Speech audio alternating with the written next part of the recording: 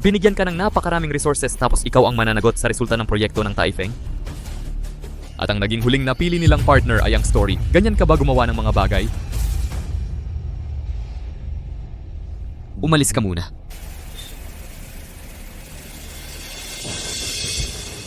Si Kalihim Juang ay isa ring matandang tauhan ni Siye. Ganito siya tinrato ni GC sa harap ko. Napakawalang respeto sa kanya. Hindi mo ba alam ang sinasabi sa labas ngayon? Sabi nila, si Kalihim Juang ay asong alaga ni GZ. Kahit anong gawin sa kanya ni GZ, mananatili siyang tapat sa pamilya Shi. Teka, magpapakasal ako kay Nanyin. Kaya ipasa mo ang hawak mong proyekto sa iba. Ikaw ang bahala sa pagpaplano ng kasal ko. Ang ganda sana kung babae ka. Lasing ka ba?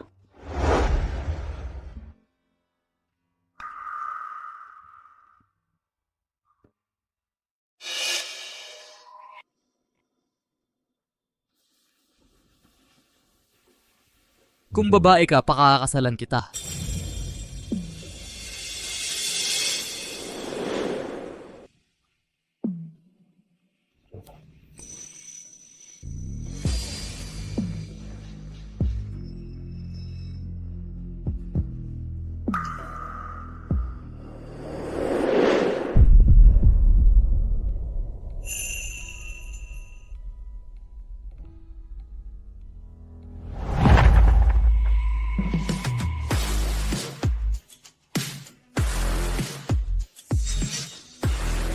Hindi ako nananaginip.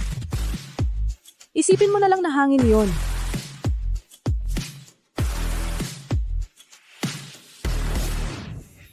Ang gabing iyon ay pangarap na gawa-gawa lang. Palagi niya akong itinuturing na kapatid. Ginoong Siye. Pasensya na hindi ko kaya. Mas mabuting humanap ka na lang ng iba. Isang lalaki, bakit mo ako tinitignan ng ganyan? May masamang iniisip ka ba talaga tungkol sa akin? Jiang Nansheng. Tapos na ang pagkakaibigan natin. Kapatid ka ni Nanyin. Sino pa ang mas nakakakilala sa kanya kaysa sa iyo? Ano ang gusto niya? Mahahanap ko iyon para sa iyo. Ang pinakamahusay na wedding design team sa buong mundo.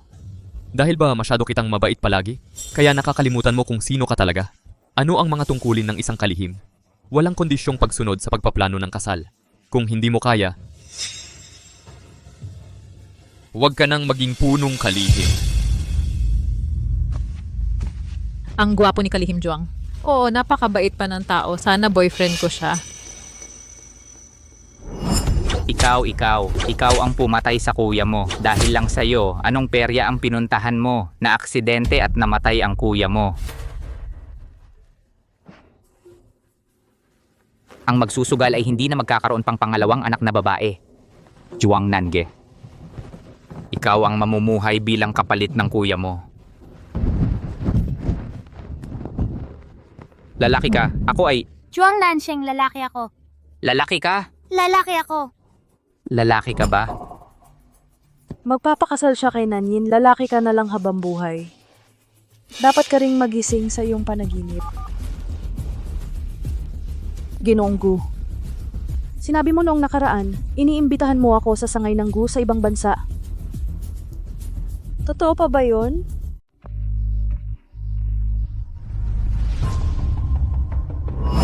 Maaari bang itanong ni Secretary Juang kung bakit bigla kang nagbago ng isip na pumayag kang pumunta sa grupo namin? Okay lang kung ayaw mong sabihin. Pinahahalagahan ko ang iyong kakayahan sa trabaho. Gaano kabilis ka makakapunta sa ibang bansa? Bigyan mo ako ng 7 araw.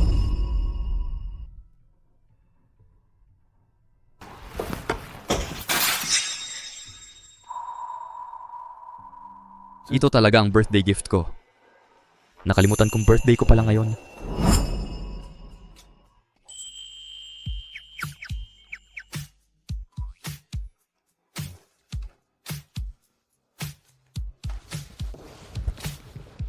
Exhibition bukas? Kung walang mag-i-invest sa project natin, baka kinabukasan, hindi na ako makakakain ng instant noodles. Meron talaga. Kailangan mong maniwala na magtatagumpay tayo ngayon. Tama. Birthday mo ngayon. Gumuhit ako ng larawan para sa'yo.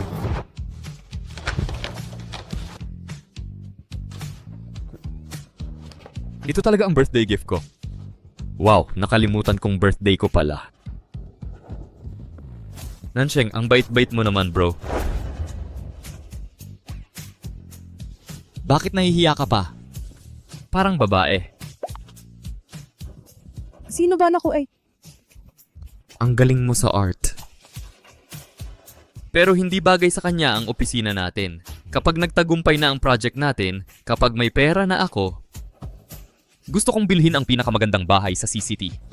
Sa panahong iyon, ipapaskil ko ito sa pinakaprominenteng lugar para makita agad ito ng lahat ng papasok.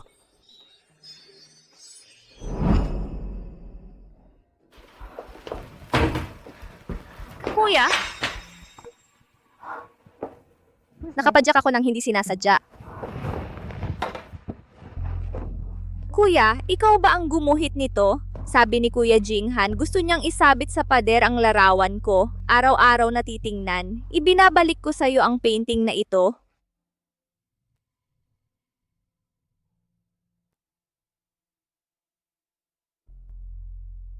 Kuya, gusto kong kumain ng cake sa lumang dim sum shop sa kanluran ng lungsod pero hindi sila nagde-deliver ng take-out.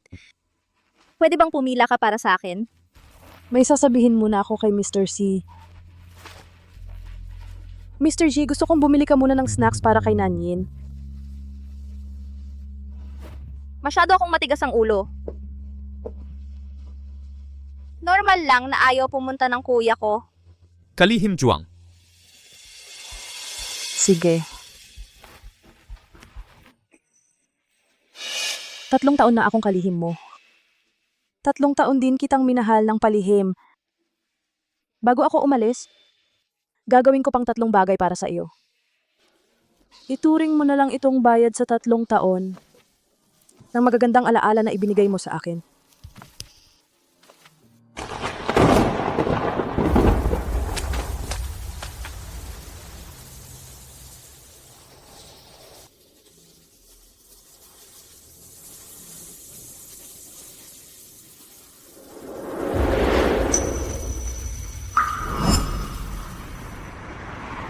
Tumakbo ng buong umaga. Gutom ka na ba? Para lang sa iyo ito binili. Sige, paano mo nalaman na mahilig akong kumain ng dim sum dito? Halika na! Ang boss na hindi kilala ang kanyang kalihim. Paano magiging kuya? Sige. Hoy, bakit ang bilis mo kumain? Ah, tama. May sasabihin ako sa'yo. Ako ngayon? Hindi ba't ako ang tumakbo ng order ngayon? Itong order na ito.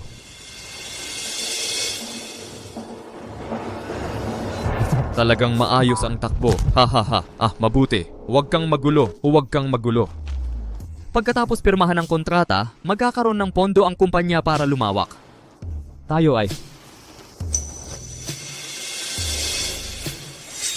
Hindi mo na kailangang ikaw mismo ang magpatakbo ng negosyo. Sa panahong iyon, maghahanda ako ng malaking opisina para sa iyo. Ikaw ang mag-uutos, tapos marami ka nang gagawin.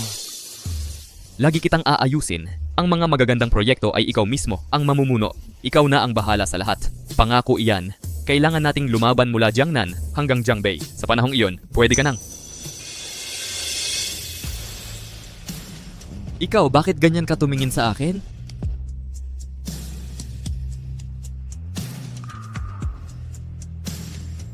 Bakit hindi ka na lang umiyak sa sobrang pagkaantig? Kung wala ako, oo, may pumasok na buhangin sa mata. Bakit may buhangin sa mata? Hayaan mo akong punasan.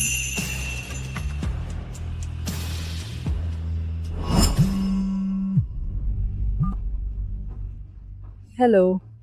Ang lakas ng ulan. Pwede ka bang bumalik? Huwag mo akong alalahanin. Babalik ako mamaya. Huwag mong hayaang lumamig ang merienda. Susundin ko ang lahat ng gusto mo para sa kasal. Kahit na aksidente lang ang nangyari nung gabing iyon, pero dahil buntis ka na, pananagutan ko kayo ng bata.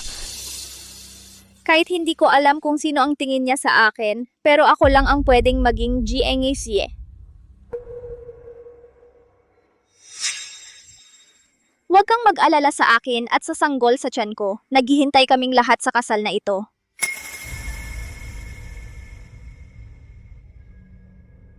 Bakit hindi ka bumili ng payong? Baka lumamig ang dimsum kapag gumamit ako ng payong sa ulan.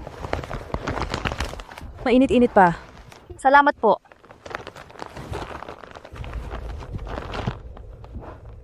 Pero busog na po ako, ayoko munang kumain.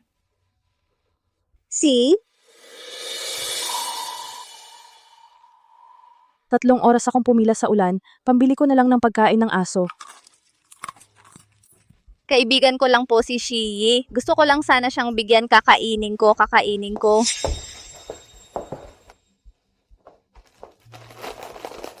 She, Kane.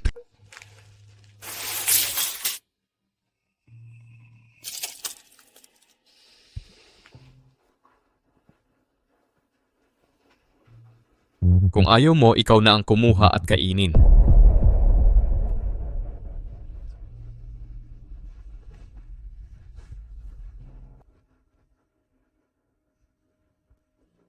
Ang lakas ng ulan sa labas. Dito ka na matulog sa kwarto ng bisita. Huwag ka nang umuwi.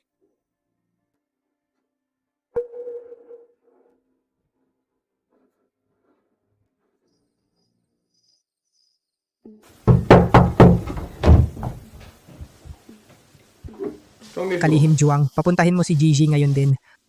Ang aga-aga naman, hindi ba't dapat nagpapahinga na sila ni Nanyin?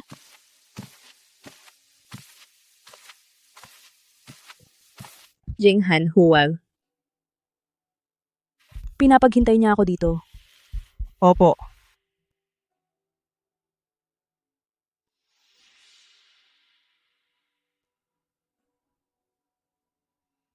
Dahan-dahan ka, mag-ingat ka sa bata.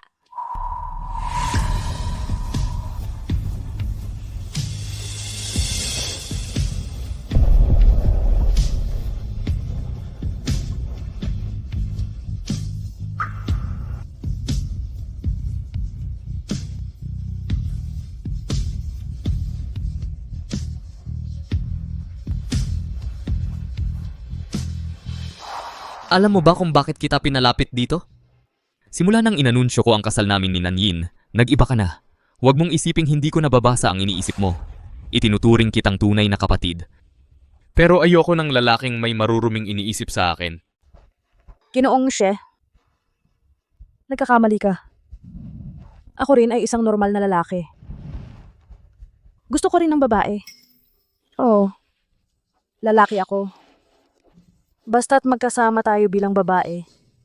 Kahit gaano ka kasaya, isang beses lang yan. Hindi na ako dapat umasa pa. Lalaki siya, hindi ko na siya maaaring alagaan. Magpapaloko siya.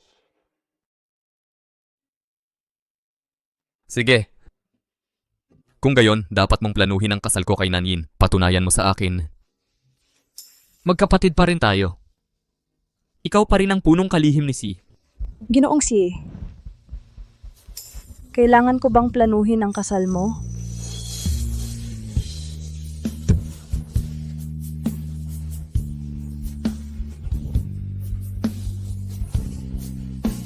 Aalis na ako.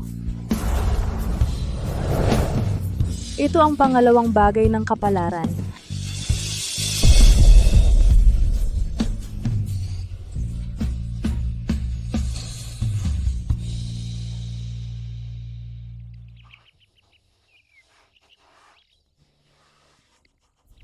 Palitan ang mga totoong bulaklak ng artificial. Si Ginoong Si ay allergic sa pollen. Ito ang ipinaliwanag ni Ginoong Si. Sinabi niya na si Miss Nanyi ay gustong-gusto ang mga rosas. Pero sinabi ni Ginoong Si na pwede siyang uminom ng gamot sa allergy.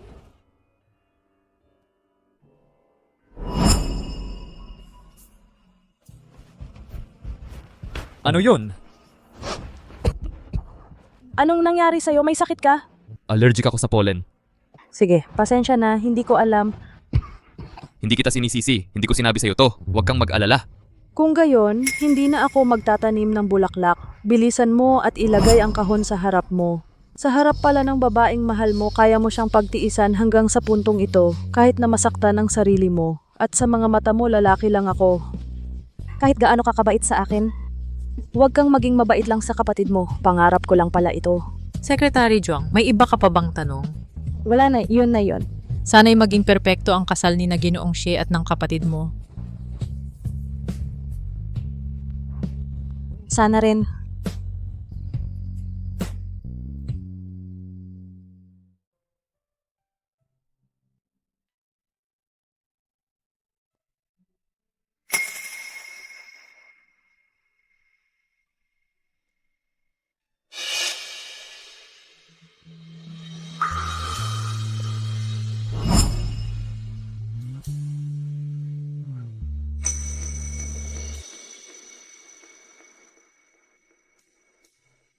Talagang pakakasalan kita. Malinaw na ang desisyon kong umalis. Pero nahihirapan pa rin akong bitawan. Ibalik mo ang huling bagay na sayo. Kahit na hindi mo malalaman kailanman.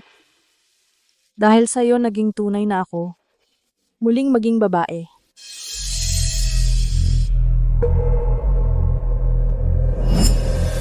Ginoong Juang, nakatulog ka ba kagabi?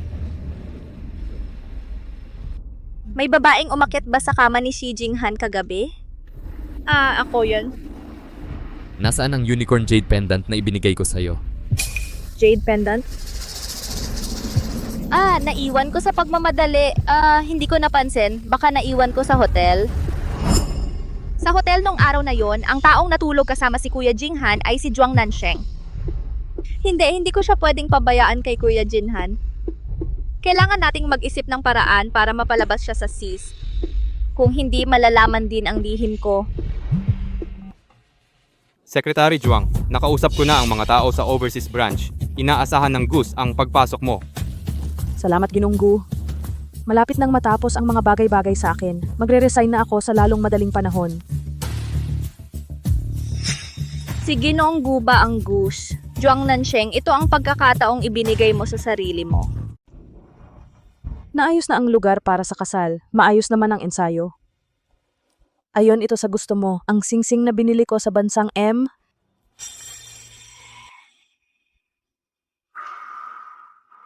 Ay simbolo ng pagmamahal habang buhay. At ginawa ko ang sarili kong kasal para sa taong mahal ko. Oras na para bitawan. Secretary Zhuang, anong problema mo? Wala, naisip ko lang talagang mahal mo si Nanyin. Bilang kapatid niya, masaya ako para sa kanya. Pinakasalan ko lang si Nanyin dahil responsibilidad ko siya. Pero hindi ko masabi sa kanya. Baka magkaroon pa siya ng maling akala sa akin. 2 lalaki. Paano nangyaring yon? Bilang kapatid ni Nanyin, bukas, isakay mo siya sa wedding car. Dalhin mo siya sa entablado. Ipagagawa mo sa akin na sariling kamay kong ihatid sa iyo ang kapatid ko? Xie Jinhan, napakalupit mo sa akin. Secretary Zhuang, tandaan mo ang tungkulin mo. Sige. Ihahatid ko.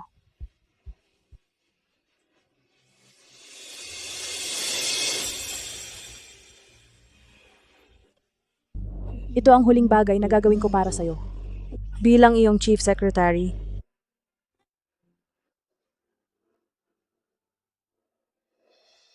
Lalaki siya, bakit ganyan ka tumingin sa akin? Kailangan ko siyang pagsukuan.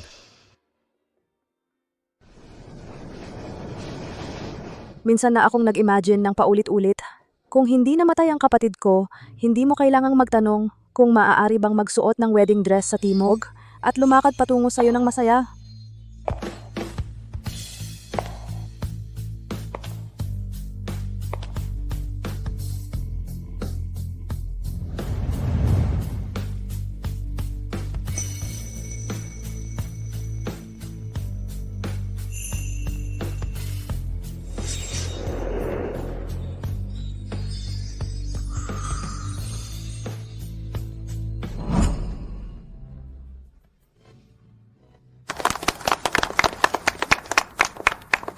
Kuya Jinghan, sa wakas, hinintay ko rin ang araw na ito. Ginoong Xie Jinhan, nais mo bang pakasalan si Binibining Zhuang Nanyin bilang iyong asawa? Igalang siya, mahalin siya, at alagaan siya. Talagang pakakasalan kita. Hanggang sa huling sandali ng buhay. Gagawin ko. Gagawin ko. Xie Jinhan, nais kong maging masaya ka at malaya na ako. Sekretarya Zhuang,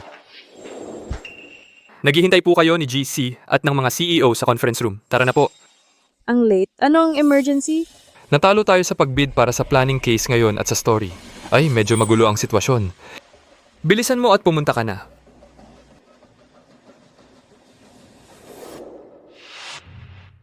Nandito na ang mga direktor. Ano ba talaga ang nangyayari? Tingnan mo sa loob.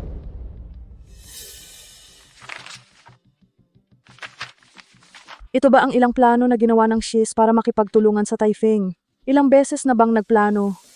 Ito ang nakuha ko mula sa senior management ng Go ngayon dahil may nag-leak ng planning case ng Taifeng. Kaya lang nalaman ang story natin. Sino ang traidor na to? Sigurado akong kayang-kaya mong magbilang. Director Lin, pinaghihinalaan mo akong nag-leak ng plano? Hindi paghihinala. Oo, sigurado. Ikaw ang kumakain sa loob at labas para maging commercial spy para sa story. Hindi ako yon. Paano mo ito ipapaliwanag? Salamat, Jigo. Malapit nang maayos ang bagay sa akin. Magre-resign na ako sa lalong madaling panahon. May nakikinig sa telepono ko. Gusto ko talagang mag-resign at lumipat sa Goose. Pero ito ay para sa personal kong dahilan. Hindi dahil nag-leak ako ng mga plano ng kumpanya. Ilang taon na akong principal secretary. Nakita niyo naman kung paano ako gumawa. Ipagkanulo ang siya para na ring pagtataksil sa sarili kong puso at kaluluwa. Hindi ko gagawin yon. Ito si Kalihim Juang nitong mga nakaraang taon. Marami talaga siyang itinulak na mahahalagang proyekto. Kung wala siya, baka hindi umabot sa ganitong antas ang Shes. Si Kalihim Juang mismo ang pumunta sa Haifeng para makipag-usap. Narinig ko na uminom sila ng alak ng person in charge at napunta pa sa ospital. Kung gusto mong sumama si Shelly sa Goose, hindi naman kailangan ganon. Paulit-ulit mong sinasabing itinuturing mo ang Shes na sarili mong pinaghirapan. Eh bakit mo gustong umalis? At pupunta ka pa sa katunggali ng Shes?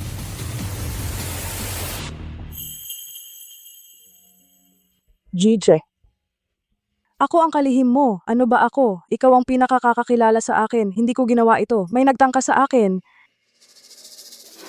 Hindi ko kayang aminin sa harap ng napakaraming tao ang nararamdaman ko para sa iyo. Pero sigurado akong maniniwala ka sa akin. JJ, huwag kang malinlang sa kanya.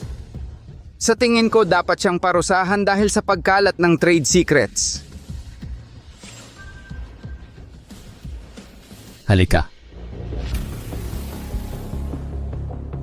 Dalhin siya sa sheriff's office. Xie Jinghan, ikaw...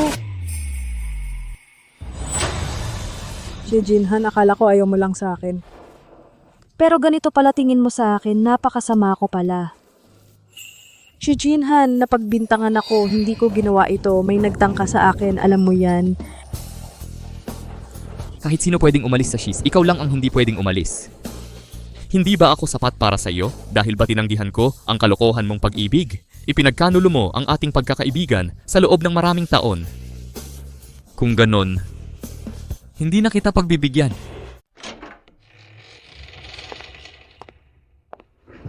Nalagay ako sa alanganin. Sabi ko, nalagay ako sa alanganin. Yung recording sa phone, patunay lang yan na lilipat ako sa Goose. Hindi yan patunay na nagnakaw ako ng trade secrets. Kulang talaga ang ebidensya. Sa ngayon, wala tayong basehan para kasuhan ka ng paglabas ng trade secrets. Pwede na ba akong umalis? Matigas ang kumpanya ng Xie, ayaw mag-withdraw ng reklamo. Naghahanap pa rin kami ng ebidensya. Sundin ang proseso. Kailangan mong manatili rito ng hindi bababa sa 24 na oras. Pwede kang makipag-ugnayan sa pamilya mo para kumuha sila ng abogado at ikaw ay mabail.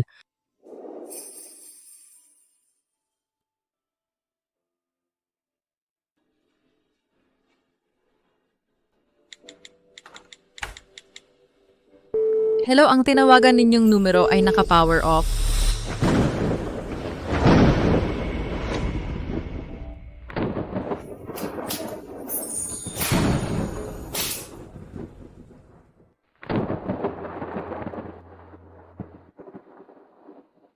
Halika, hipan mo ang mga kandila. Hipan mo ang mga kandila.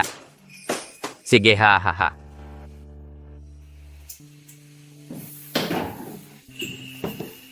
Magaling ang kuya mo sa pag-aaral. Hindi ka katulad niya na laging perfect ang score.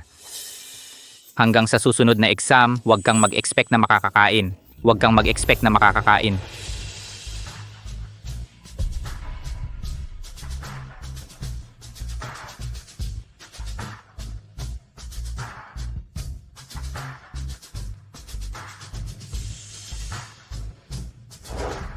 Ma? Gutom na ako.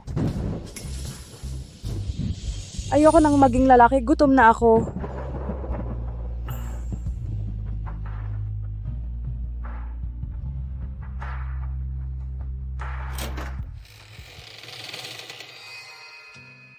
Pwede ka nang umalis ngayon.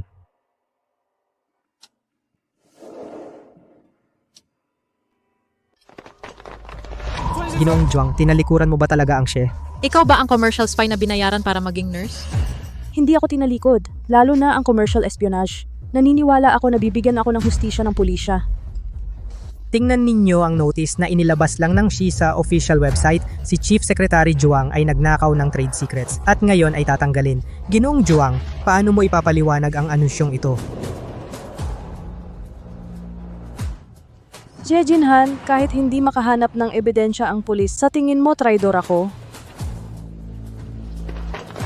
Hoy mga tao, tingnan ninyo. Ikaw yan, hayop ka. Ikaw yan. Tinalikuran ng She Group. Nawalan kami ng pera dahil sa'yo. Ikaw walang hiya, nagpalugi. Lugi. Magbayad ka. Ibalik ang pera namin.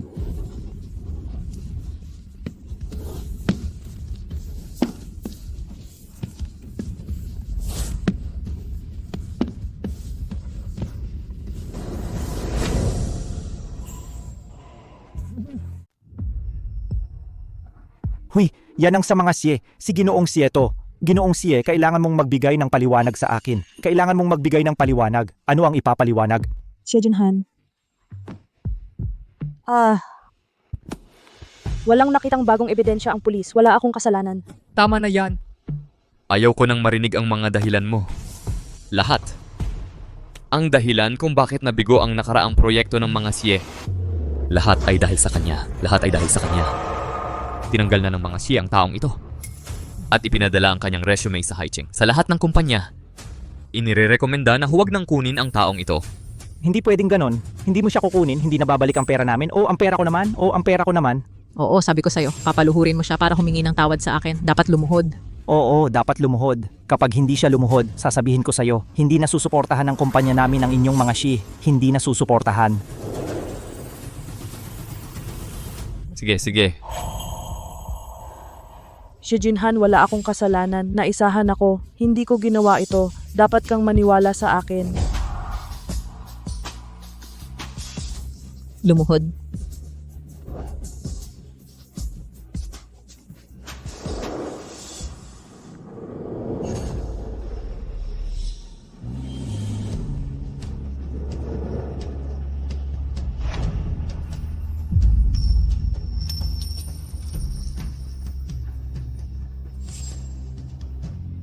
Halika rito.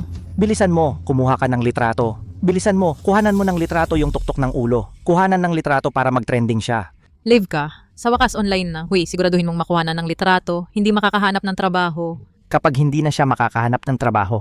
Karapat dapat sa'yo yan. Itinuring kitang kapatid. Ang pinagkakatiwalaan kong tao, pero pinili mong magtaksil. Karapat dapat sa'yo yan.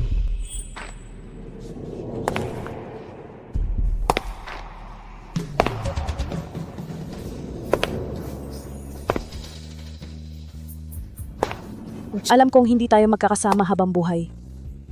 Pero akala ko kahit papaano ay maituturing kitang tapat na boss, ituring ang negosyo bilang aming magkasanib na layunin. Mali talaga ako, hindi lang ako nagkamali ng minahal. Nagkamali rin ako ng tiningnan.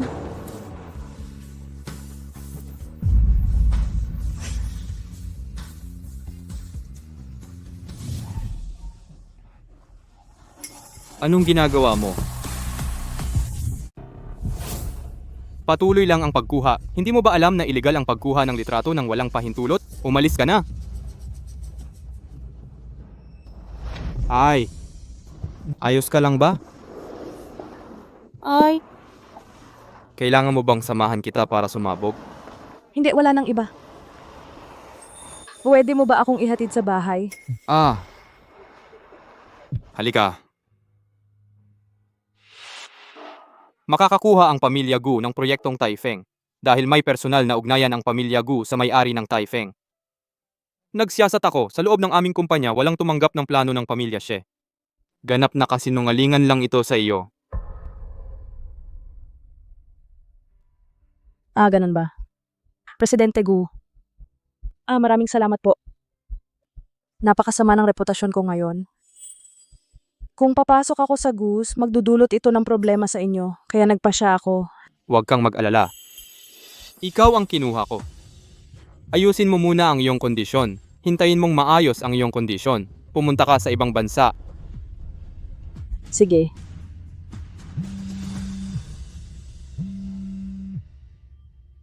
Tutol ang mga mataas na opisyal ng kumpanya ni Ginoong Gu sa paggawa kay Zhuang Nansheng na pinuno ng sangay sa ibang bansa. Naglabas din ng anunsyo ang Xi's na nagsasabing siya ay isang komersyal na espiya na ipinadala ng Gus. Kung kukunin mo siya sa panahong ito, parang kinukumpirma mo ang chismis. Makasisira ito sa imahe ng kumpanya at magdudulot ng hindi kinakailangang pagkalugi. Sabihin mo sa kanila. Naniniwala ako sa pagkatao ni Nansheng. Naniniwala rin ako sa kanyang kakayahan. Mababawi rin agad ang bahaging ito ng pagkalugi. Kahit na ano pa, gusto ko siyang protektahan.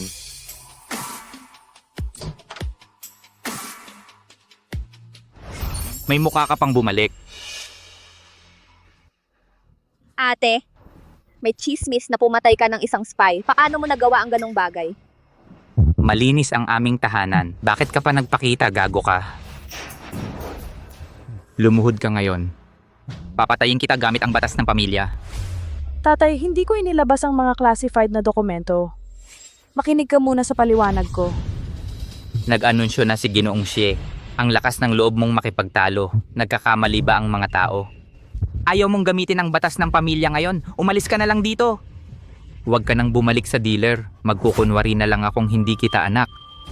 Anak mo ako. Kayo ang pinakamamahal kong tao. Bakit mas pinaniniwalaan mo ang iba kaysa sa akin?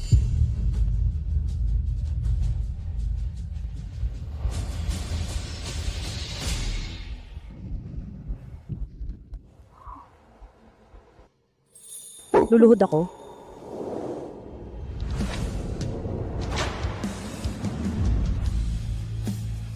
Hoy.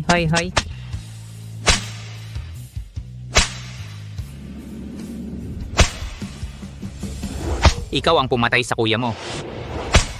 Ikaw ang pumatay sa kuya mo. Ikaw ang pumatay sa kapatid mo. Ikaw.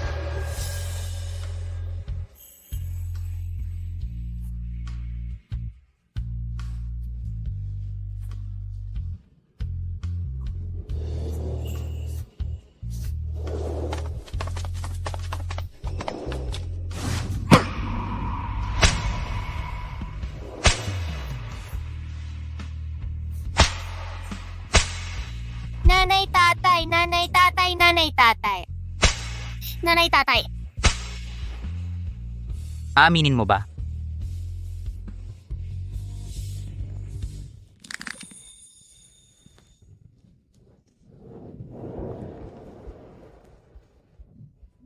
Tama. Kasalanan ko. Hindi ko dapat gustuhin na ibigay lang ang lahat para maging anak sa inyong puso. Para makuha ang parehong pagmamahal tulad ng kapatid ko. Nagkamali ako, mali talaga ako. Pero malinis ang konsensya ko. Hindi ako taksil. Tanggapin mo ang 30 hampas. At para mabayaran ka sa maraming taon ng pag-aaruga. Mula ngayon, tiniwalag ko na ang sarili ko sa dealer. Wala nang saysay.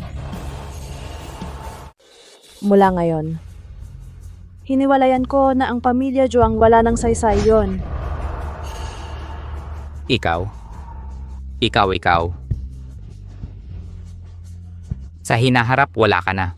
Ingat sa blood pressure mo, dalhin ka natin para magpa-injection ng anti-inflammatory. Dahan-dahan.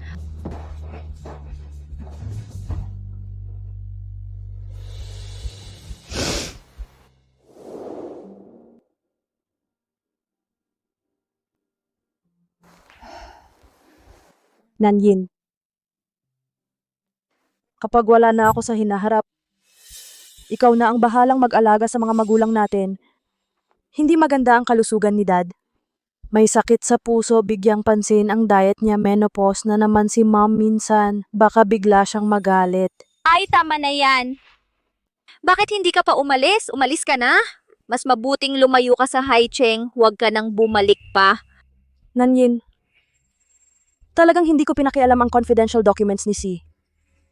Hindi mo kailangan gawin ito sa akin. Alam kong hindi mo ninakaw yon. Ako ang nagnakaw. Kinuha ko ang recording ng tawag mo at ipinadala sa direktor. Sabi ko, magta-tridor ka kay Shi. At tinawagan ko rin ang media at mga reporter. Pinuntahan nila ang emergency squad.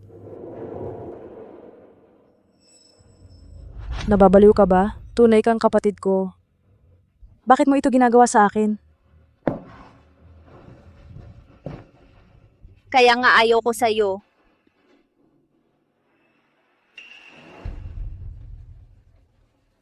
Sana mawala ka na lang.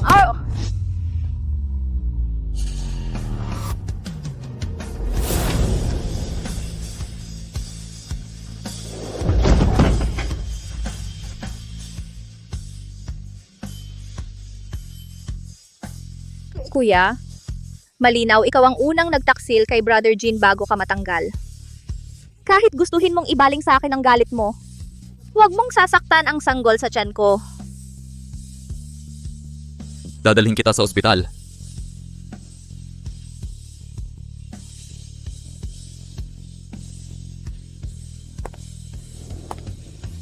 Kung may mangyari kay Nanyin at sa sanggol sa tiyan niya, pananagutan mo ito.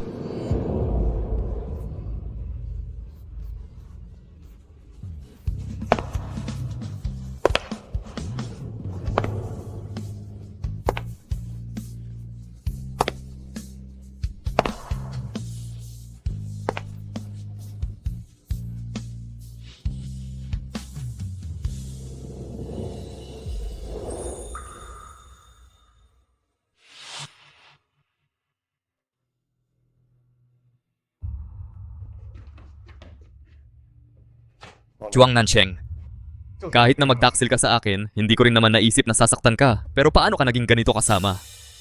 Kapatid mo si Nanying, pamangkin mo ang sanggol sa tiyan niya. Paano mo nagawang tiisin yon? Hindi ko siya tinulak. Tumahimik ka. Napakabata pa ng sanggol, hindi na na-save. Hayaan mo akong mamatay na wala na ang sanggol. Ayaw ko nang mabuhay.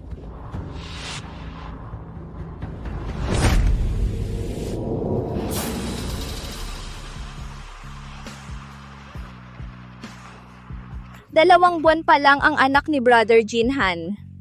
Kasalanan ko lahat, hindi ko siya naingatan. Pumatay ka ng tao. Kasalanan mo lahat ito. Dalhin niyo siya sa Mount Lojashan. Papaluhurin niyo siya ng first order at magsisi. Para sa anak ko. Magdasal.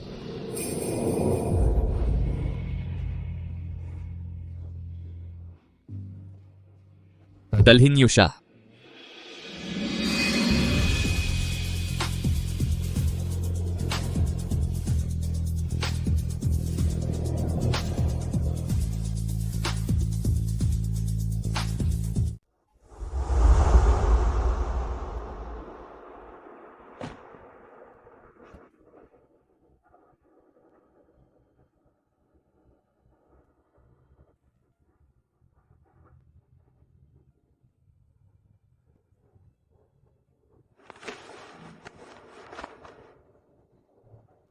Halos 3 araw na kaming umaakyat. Gaano pa katagal bago kami makarating sa tuktok?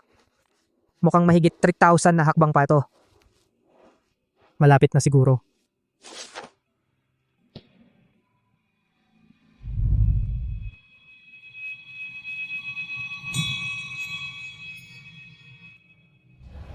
Sana'y maging maunlad ang lahat. Magandang panahon. Sana'y maging ligtas at masaya si Shi Jinhan. Mabuti ang buhay ko.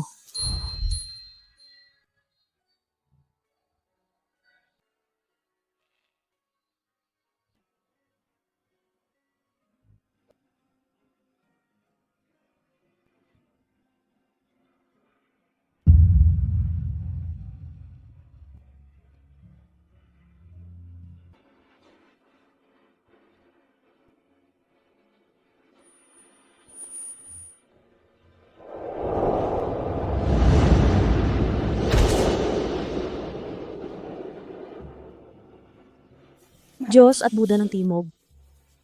Nagsisi ako, nagmano ako ng 3,000 beses. Narinig mo ba? Nagsisi ako.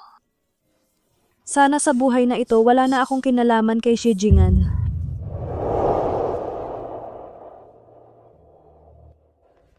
Bumaba na tayo ng bundok at asikasuhin si Ginoong Xi. Mauna ka na.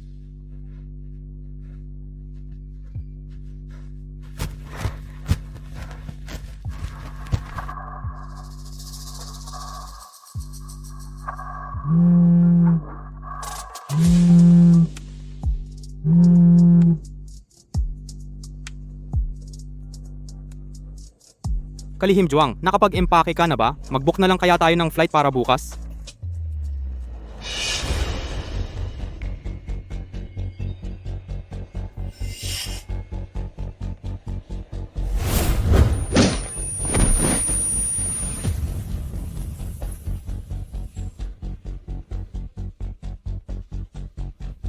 Pasensya na Kalihim Juang. Inatasan lang din ako. Gayunpaman, na-offend mo si Ginoong Si ang mabuhay ay pagdurusa. Bakit hindi ka na lang magmadaling magre-inkarnasyon?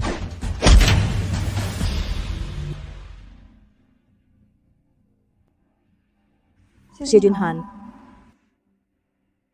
Xie Jinhan.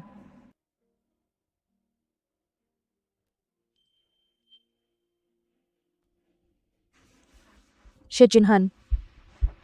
Zhuang Nansheng. Ako.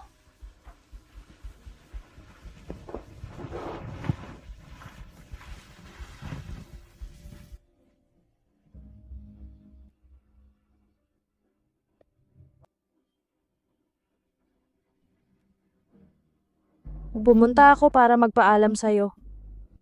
Saan mo balak pumunta? Dito ka lang dapat manatili para magbayad sala. Wala kang pupuntahan.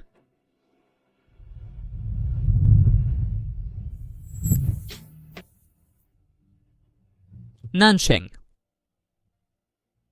Nansheng. Nansheng.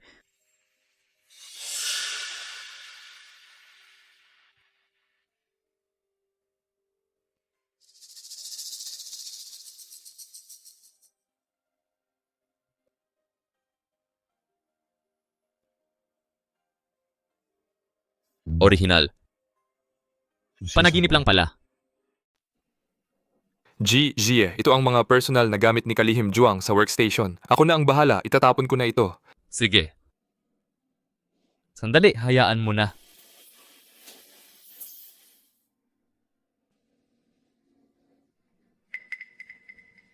Ano kaya ang ibig sabihin ng panaginip kagabi?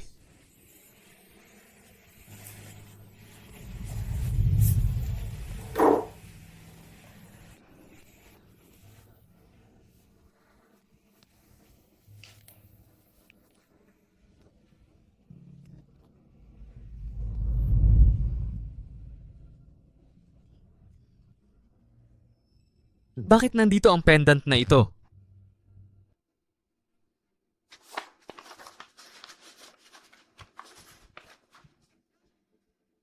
Nang matanggap mo ang sulat na ito, dapat ay umalis na ako.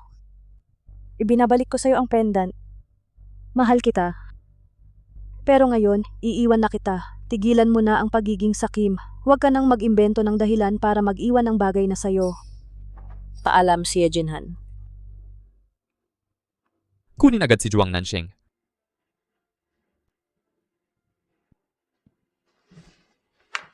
Siya ba yung nandoon nung gabing yon? Hindi, babae talaga. Imposible yon. Paano mangyayari yon? Si Zhuang Nansheng, Kalihim Juang, tinatanong ko kung nasaan siya. nasa ospital.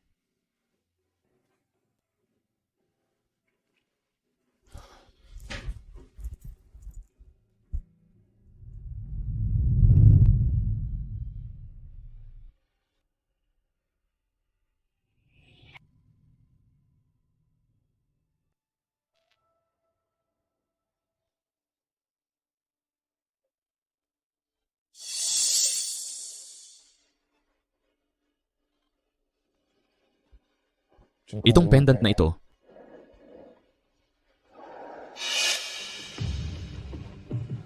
Imposible. Imposible.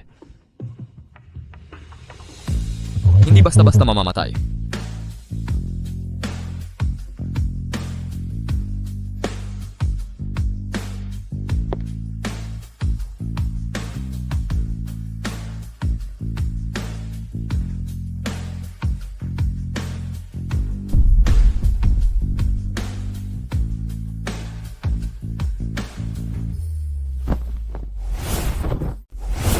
Pagod na pagod si Sekretarya Juang pagkatapos umakyat sa tuktok ng bundok. Nahulog siya sa bangin, nawala na siya ng tuluyan. Imposibleng nabili ka niya. Nagtulungan ba kayo para paglaruan ako? Hindi siya mamamatay ng ganun lang.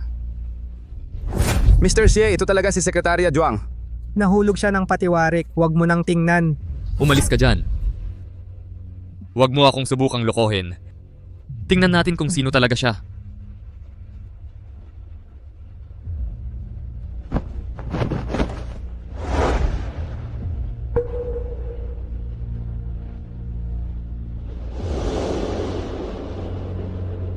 Siya yun?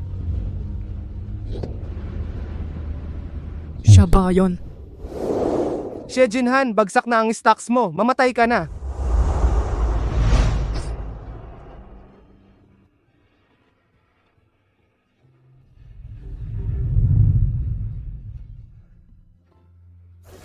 Handa ka na ba?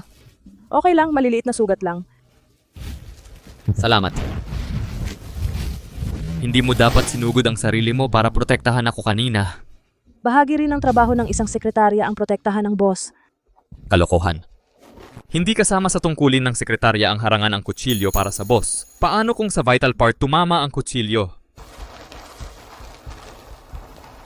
Mas mabuti na yon kaysa sa tumama sa'yo.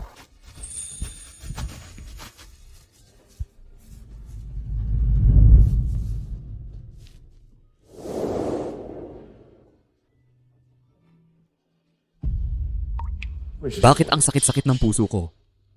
Traitor lang naman siya. Ano naman kung namatay nga siya? Wala akong pakialam. Wala akong pakialam. Na-identify na ba ng pamilya ang katawan? Ito ang kanyang death certificate. Sige, tingnan mo. Kung wala nang problema, kakausapin namin ang funeral home para ika-cremate. Hindi, huwag ika-cremate.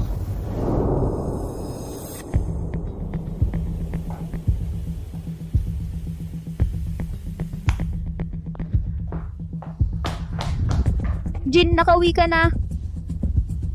Tuloy ka.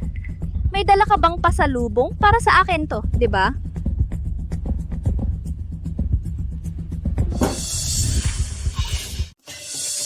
Jin, ano ito, ikaw? Bakit mo pa dinala dito ang isang patay na tao? Ito ang kapatid mo. Zhuang Nansheng. Patay na siya. Mabuti naman at patay na siya. Wala na akong dapat ipag-alala. Isisiwalat niya ang sikreto ko. Hindi totoo yan. Paano pwedeng mamatay ang kapatid ko? Hindi ako naniniwala.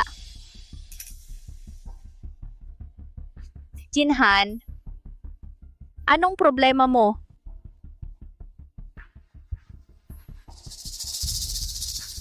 Nanyin, may itatanong ako sa'yo. Ano ito? Kilala mo ba siya? Bakit nasa kamay niya ang hantong na jade na ito? Ibinigay ito sa kanya ni Juang bago siya umalis, o kaya naman nakuha niya ito sa katawan ni Juang? Ang hantong na jade na ito ay may ukit na unicorn. Mayroon ding salitang xie. Ito yung hantong na jade na ibinigay mo sa akin sa hotel noong gabing iyon. Tama. Ito ang ibinigay ko sa'yo. Ngayon, sabihin mo sa akin. Bakit nasa kamay ng kapatid mo ito? Paano ko ipapaliwanag yan? Teka, tungkol pa rin sa kapatid ko ang tinatanong niya. Hindi niya alam ang tunay na pangalan ni Zhuang Nansheng. Hindi ko alam. Siguro nung araw na yon, nang lumabas ako sa hotel, mabilis kong isinuot sa damit ko at nakalimutan ko. Nakita ng kapatid ko ang hantong na jade na ito. Akala niya maganda ang kondisyon nito. Ninakaw niya.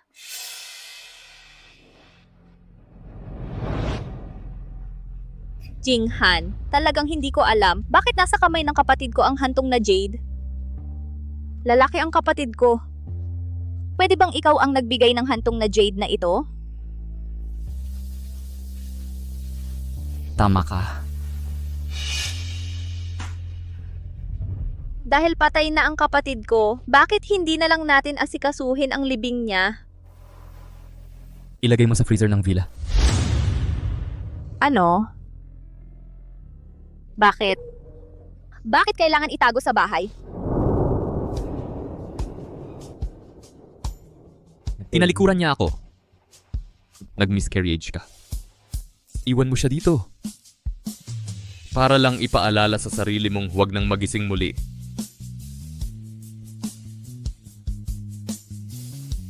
May trabaho pa ako ngayon. Huwag mo na akong hintayin.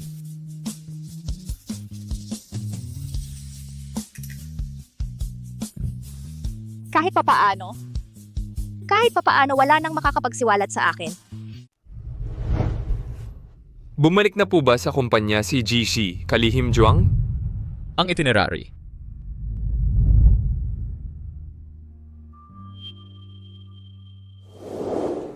May online meeting po tayo sa alas 3 ng hapon. Financial interview po bandang alas 4:30. At sa alas 6 naman, inimbitahan po kayo ni Jiwang na maghapunan.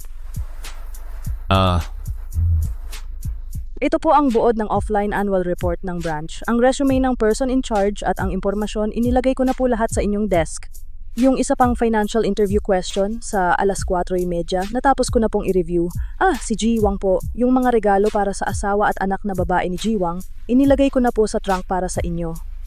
Bukod pa ron, naghanda rin po ako ng isa pang necktie para sa inyo. Sa tingin ko po mas bagay ito sa inyong suit. Isa pa. Wow, napaka-thoughtful naman ni Kalihim Juang. Baka sakaling ako ay hindi na makalayo sa'yo. Kung gayon, ako'y laging mananatili sa inyong tabi.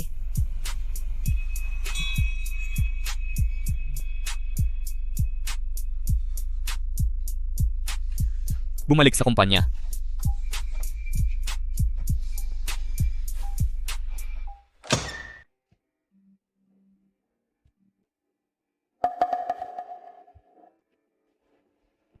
Ano ba ang nangyari sa lahat ng datos na ito? Basurahan ba ito o opisina? Yeye!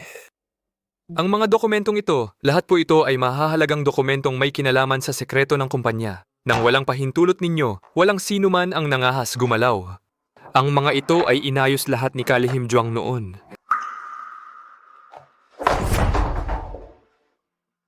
Dalian mo, magdala ka ng isang tasa ng kape para sa akin. Sige po.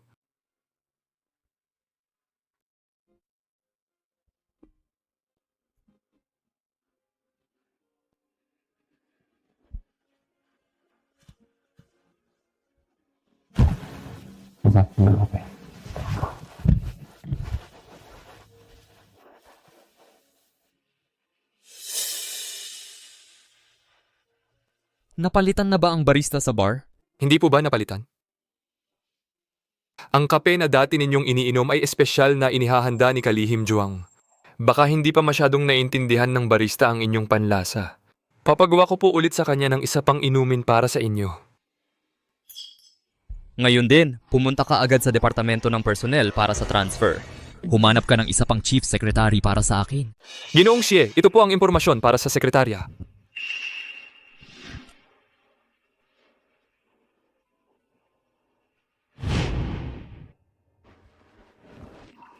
Ginoong Je, ako po si Juang Nansheng. Naghahanap po ako ng internship. Gusto ko pong mag-apply bilang inyong sekretarya.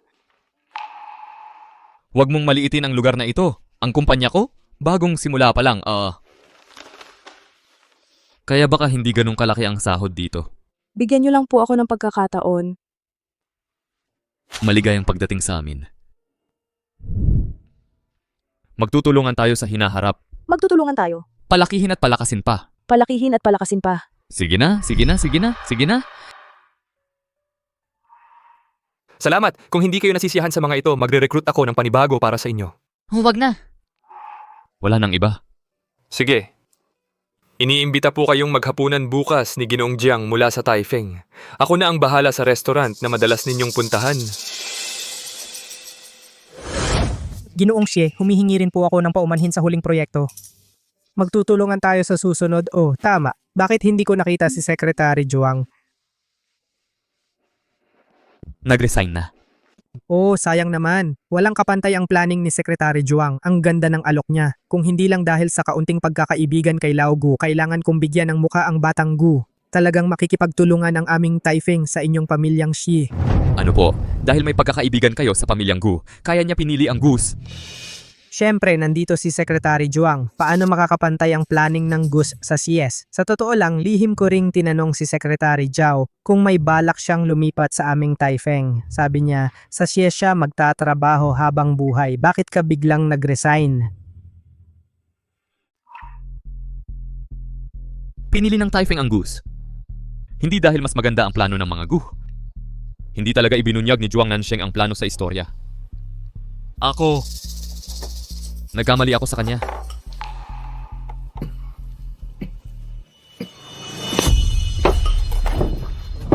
Anong nangyari sa'yo? Ako rin, uminom ng sabaw na ito. Hindi naman ito magiging lason, di ba?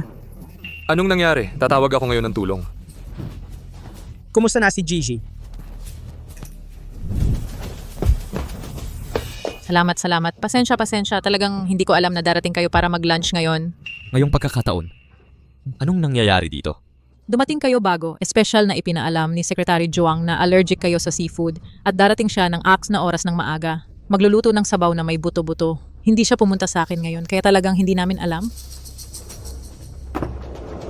Ji Xie. Ji Qi. Nansheng. Ji Xie, may tao. Nansheng. Uhaw ako.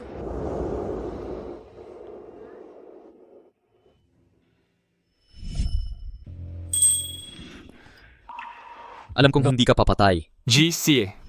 Jie Xie, uminom ka ng tubig.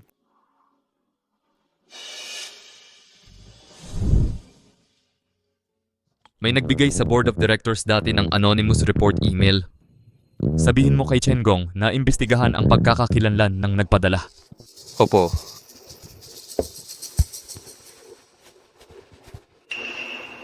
Nansheng, nagkamali ako. Nagkasala ako sa'yo. Hintayin mong maimbestigahan ko ito ng maayos. Tingnan natin kung sino ang gustong magtanim sa'yo. Jishi.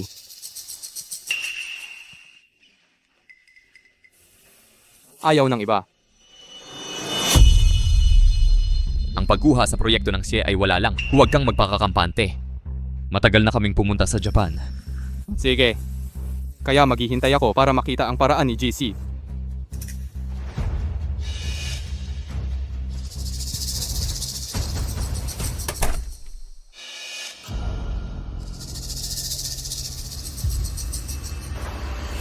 Babae.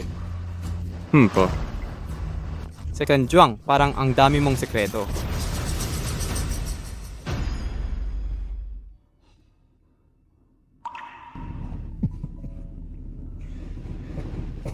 Bigyan mo ako ng medicine cabinet sa harap.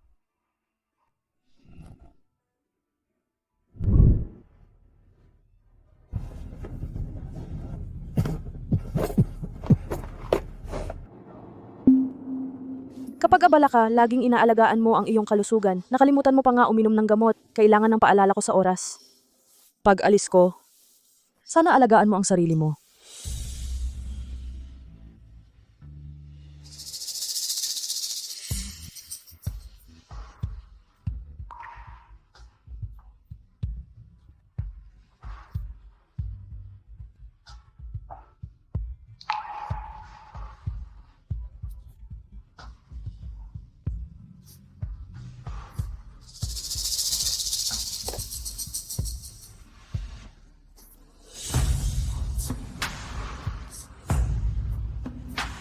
Gaano karami ang nagawa mo para sa akin? Ano ang kulang sa akin?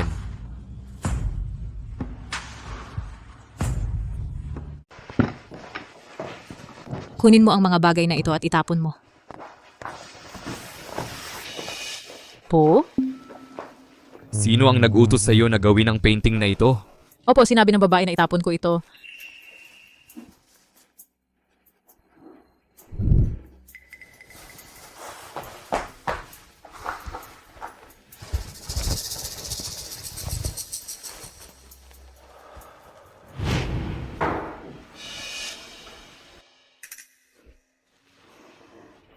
Xie, peke ang bulaklak na ito. Hindi ito magdudulot sa'yo ng allergy.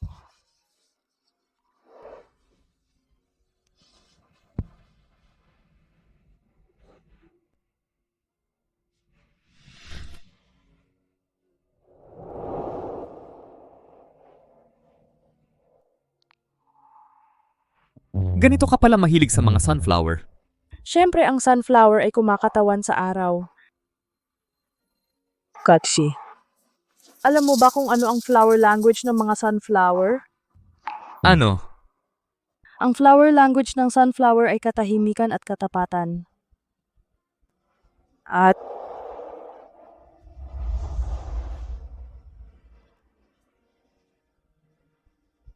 hindi nasasabing pag-ibig.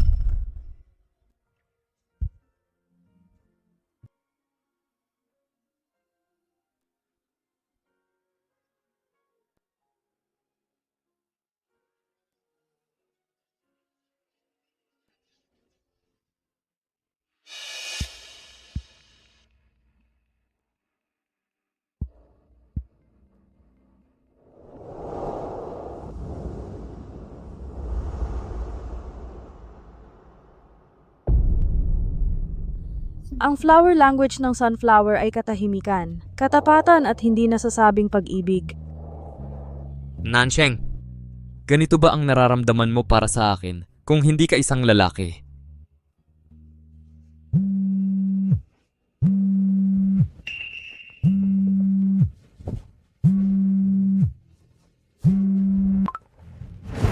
Hello? Gigi, nakita ko ang internet protocol address ng anonymous letter. Saan? Nasa mismong bahay mo.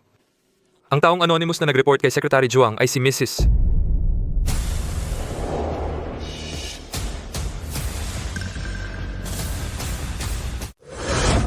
Ano, ayaw pa rin niyang itapon ko ang sunflower? Opo sir, nagalit po siya. Inagaw ang larawan. Muli niyang pinalamig ang katawan ni Zhuang Nansheng sa freezer. Itinuring na naman niyang kayamanan ang sirang mga larawan niya. Ano ba ang ibig sabihin ni Xie Jinhan? Mauna ka na.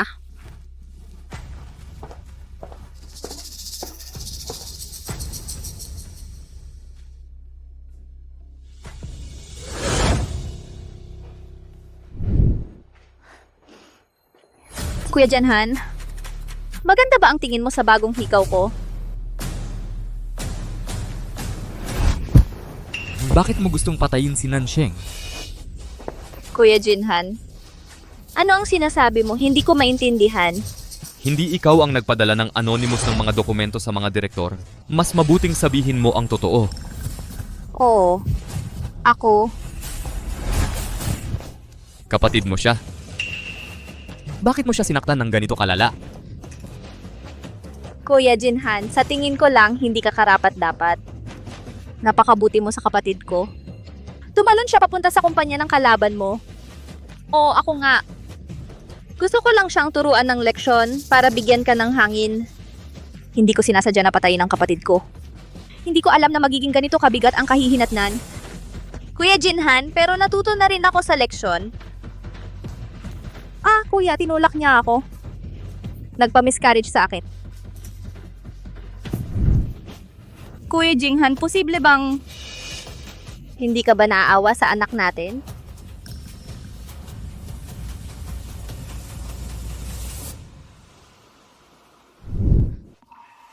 Para sa ikabubuti mo at ng anak mo, huwag mo na akong pakialaman.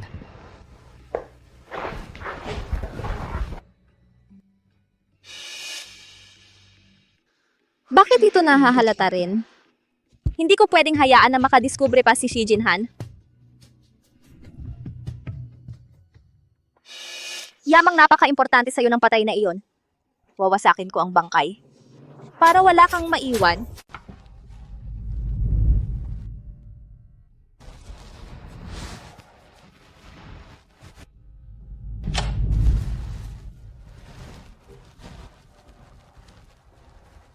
Nansyeng mali ako. Pwede bang pumunta ka rito?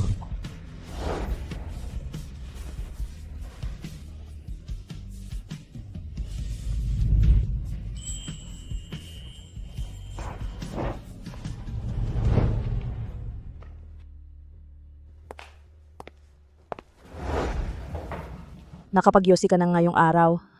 Nakasasama sa kalusugan ang sobrang paninigarilyo. Hoy. Nag-aalala pa rin si Secretary Juang tungkol sa pagtigil sa paninigarilyo. Kapag gusto mong manigarilyo, kumain ka ng candy. Kapag masarap ang pakiramdam mo, hindi mo nagugustuhing manigarilyo. Hindi mo ba sinabi na nakakaganda ng pakiramdam ang pagkain ng candy? Pero ang sama-sama ng pakiramdam ko ngayon. Mali ako. Mali ako. Nansheng, kahit na lalaki ka man, hindi rin kita kayang iwan. Gumising ka na, pwede ba?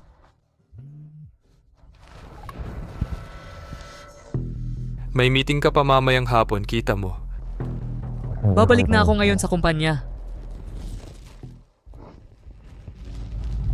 Nansheng, salamat sa hirap ko. Puso't kaluluwa mo ito.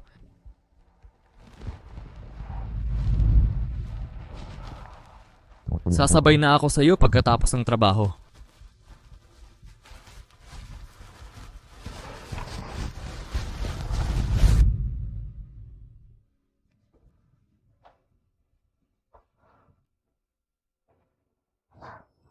Juang Nansheng, patay ka at magdudulot ka pa ng problema sa akin. Huwag kang magalit kung maging malupit ako at tuluyan kang mabulok at mabaho.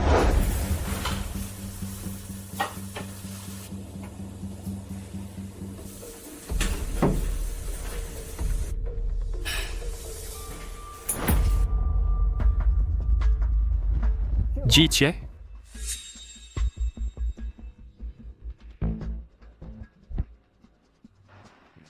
Nagpadala ng mensahe ang katulong mo. May problema daw sa kuryente ng bahay. Buong hapon daw walang kuryente. Hindi pa naaayos. Pwede kang matulog sa labas ngayong gabi. Ay, hindi. Kung mawalan ng kuryente ang malamig na kwarto, ang katawan ni Nansheng.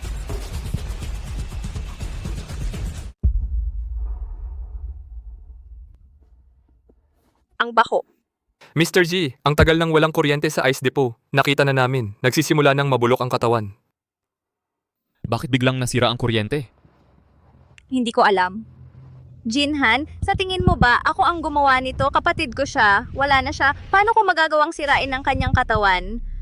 Jinhan, ngayon na ganyan na ang nangyari, bakit hindi mo na lang dalhin agad ang kapatid ko sa krematoryo? Sunugin na. Napakalinis ng buhay ng kapatid ko nung nabubuhay pa siya. Tiyak na ayaw niyang magkaganyan siya pagkamatay. Ang baho. Tumigil ka. Malinis siya. Dalhin sa punerarya at linisin siya. Hayaan mo siyang umalis ng malinis. Oo, manugang. Kung ganon, ilibing na natin siya kapag nakuha na ang abo. Ang anak mo gusto mo na agad-agad siyang mapalayas? Ito. Gusto rin ng tatay ko na mailibing na agad ang kapatid ko.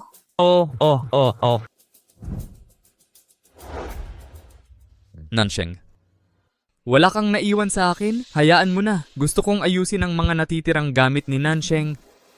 Ito. Hoy, Yun, ano ba talaga ang nangyayari sa kanya? hindi ko alam. Mula nang mamatay si Juang Nansheng, nabaliw siya. Ikaw, duwag. Patay na, hindi pa rin tumitigil.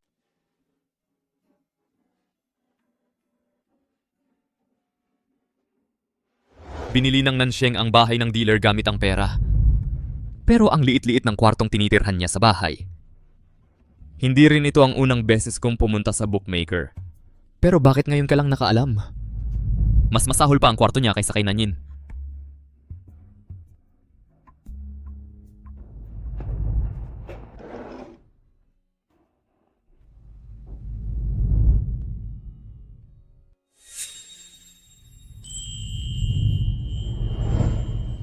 Wow, ang bango. Anong niluluto mo? Niluluto kong lugaw na may gulay. Sobrang dami mong ininom kagabi sa liquor store. Kainin mo ito para sa tiyan mo. Hello? Ang bait-bait mo na naman. Hindi ko na kailangang maghanap ng asawa. Magkaasawa na ako. Mag-aasawa ka?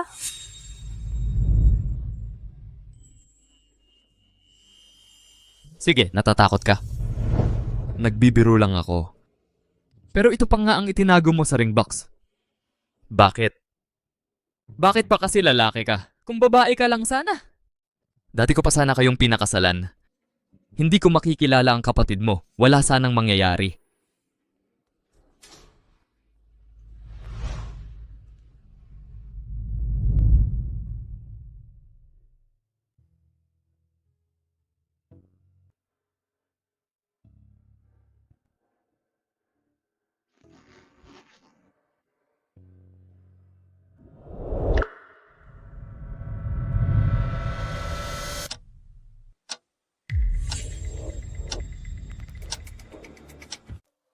Ang damit na ito ay sa kanya. Siya yon.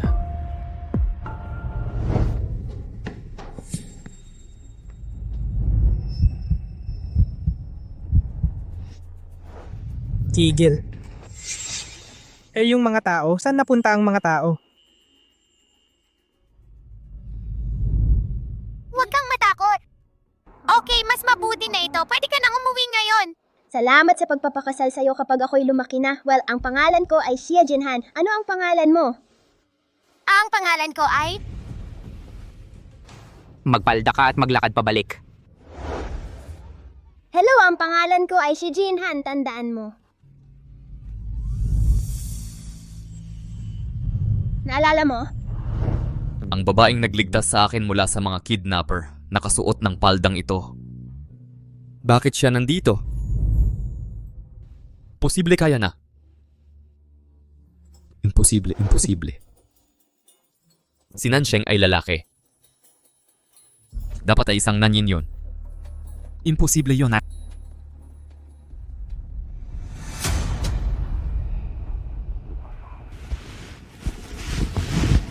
Nakaimpake na lahat. Okay. Ayan na. Halika na, uwi na tayo. Kung hindi ka uuwi, ilalabas kita para maglaro. Saan tayo pupunta? Dadalhin mo ba ang mga gamit ng kuya mo kapag lalabas kayo para maglaro? Tabi. Jinhan. Jinhan, ano tong dinala mo sa akin? Ang dumi dito. Di ba pamilyar sa'yo ang lugar na to?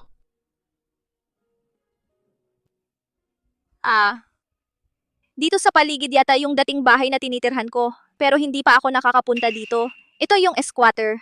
Masama ang kalagayan ng seguridad dito. Pinakamahalaga sa magulang ko ako. Syempre, hindi ako pinapayagang maglaro dito.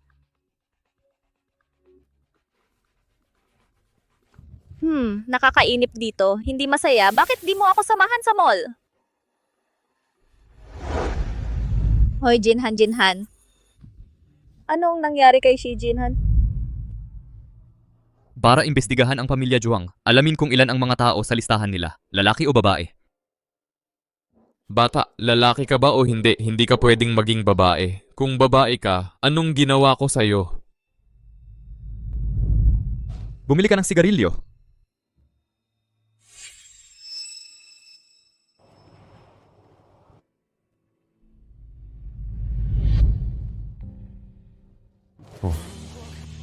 Ayaw na kita. Bibili ako ng candy. Na-check na ni Jiqi. 3 ang anak ng negosyante, 1 lalaki at 2 babae. Juang Nansheng ang tawag sa panganay na anak na lalaki. Tama, pero namatay siya sa aksidente sa sasakyan 2 taon na ang nakalilipas. Ano ang pangalan ng pangalawang anak na babae ng pamilya Juang? Juang Nange 23 anyos na ako, kasing edad ni Secretary Juang. Kahit ano pa man, patay na si Juang Nansheng. Ako si Mrs. Shi. Basta't magkaanak ako kay Xie Jinhan, matatag ang posisyon ko.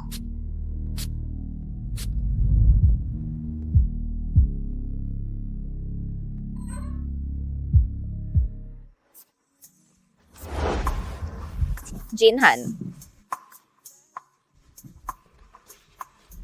Ngayon.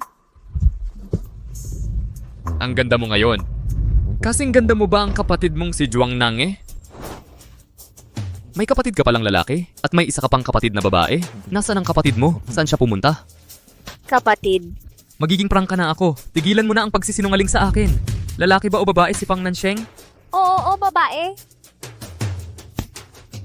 Ano ba talaga ang nangyayari? Lahat kayo ay nagsisinungaling sa akin. Lahat kayo ay nagsisinungaling sa akin. Bakit ka nagpapanggap na lalaki? Ano bang problema niya? Ano pa bang sasabihin mo sa akin? Jinhan, kahit na nagsinungaling ako sa'yo, mahal na mahal kita talaga. Sige. Kung hindi mo sasabihin, ako na ang magsasabi. Kung babae pala si Nansheng, at nasa kanya ulit ang jade pendant, yung nakasex ko sa Cloud Hotel, baka naman siya... Tingnan mo ang surveillance ng Cloud Hotel nung gabi ng August 15. Hindi ba't tiningnan na yan dati? Nasira ang CCTV ng hotel ng gabing iyon. Kung nasira, humanap ng paraan para maayos. Talagang hindi makuha ang surveillance sa loob ng hotel. Tingnan mo na lang ang intersection sa labas ng hotel. Sino-sino ang nasa hotel ng gabing iyon? Sige, imbestigahan mo lahat para sa akin.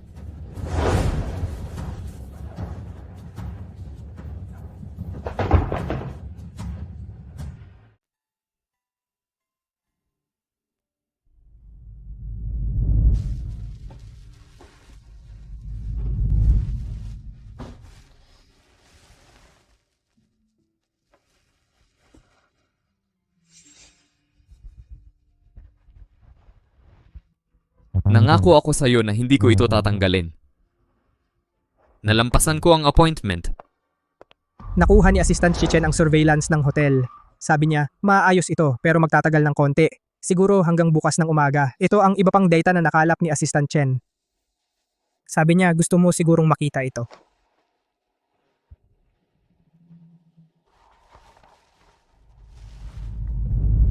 Inutusan ako ng mga magulang ko na magsuot ng damit panlalaki mula nung bata pa ako. Hindi ka na muling magsusuot ng palda.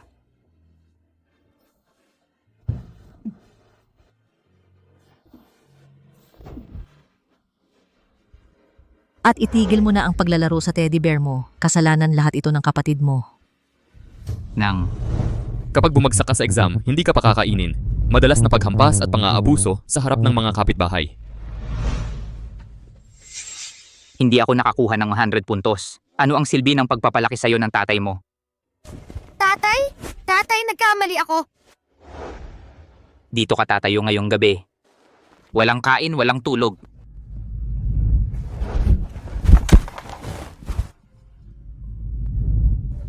Tatay? Tatay, nagkamali ako. Dinala ng mga magulang ang kapatid niya sa isang trip. Umiinit ng 40 degrees. Naiwan sa bahay. Oo, ang ganda. Mahal, isasakay ka namin ni Papa sa eroplano ngayon. Sige, gusto ko rin bumili ng bagong damit. Ha, sige, bibili ni Papa ang kahit anong gusto mo. Sige, maglakad-lakad ka ng maayos.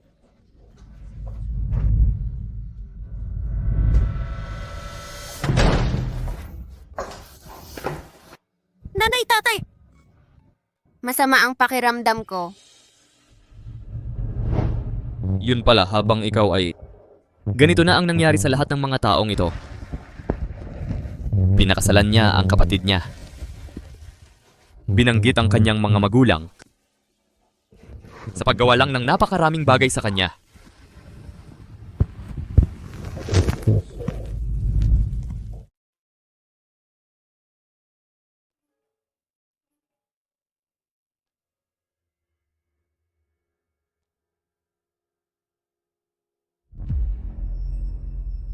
Pangulo, ito na ang naayos na surveillance video.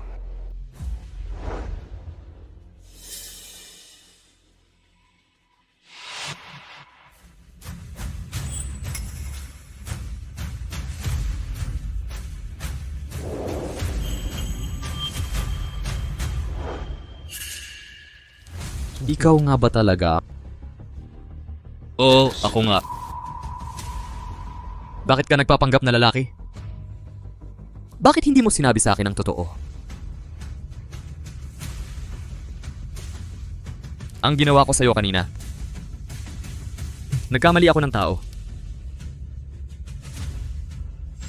Huwag mong pakawalan ng dealer.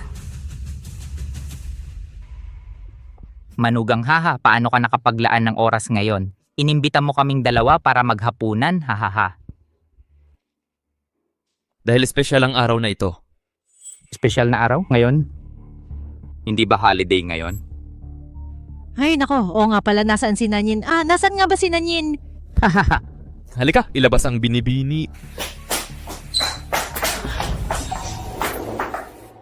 Dapat talagang ayusin ng pamilya mo ang sitwasyon ngayon.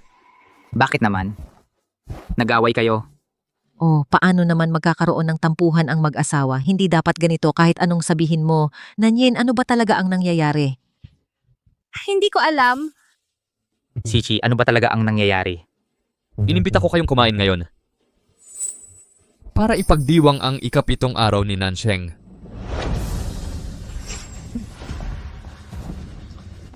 Wala na si Nansheng. Ako na ang bahala sa kanyang mga bayarin. Ano ang ibig mong sabihin? Ano yon? Anak natin si Nansheng. Anong utang na loob natin sa kanya? Anak. Malinaw na anak mong babae. Hindi mo siya pinapayagang magpalda. Pinipilit mong magdamit na parang lalaki. Pinagmamaltrato mo siya sa lahat ng mga taon. Pinatay niya ang panganay nating anak. Hayaan mong magwakas ang aming angkan ng juwang. Pinagdamit ko siyang parang lalaki para lang magbayad sala sa kanyang mga kasalanan. Malinaw na namatay ang anak mo sa aksidente sa sasakyan. Ano ang kinalaman niya doon? Kung hindi siya lumabas, paano maaksidente ang anak ko? Sira ulo siya. Hindi kayo maintindihan. Nagpanggap siyang lalaki para itago ang tunay niyang pagkatao sa akin. Dahil sa isang nakakatawang dahilan, dahil sa inyong dalawa, mga baliw at tangang mga hangal.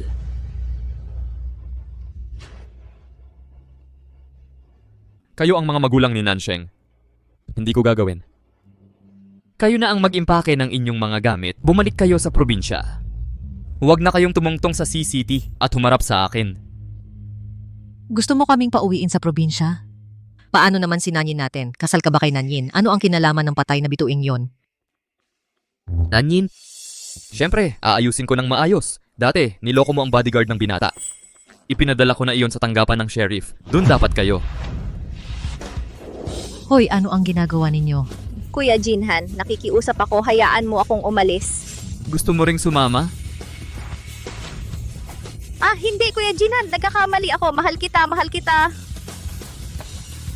Iimpake mo ang mga gamit ko ngayon din. Umalis ka.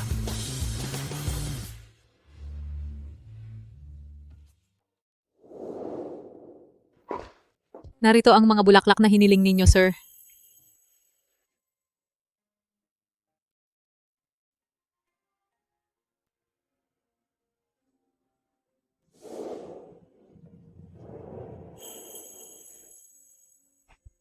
Nansheng.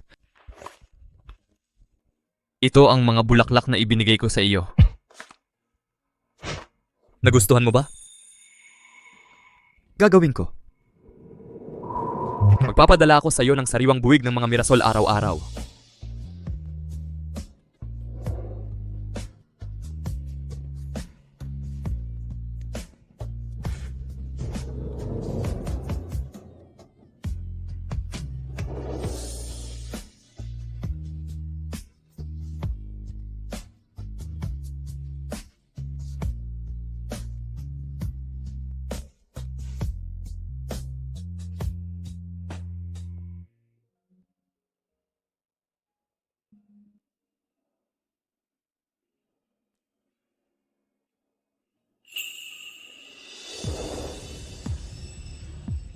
Nagising ka na rin.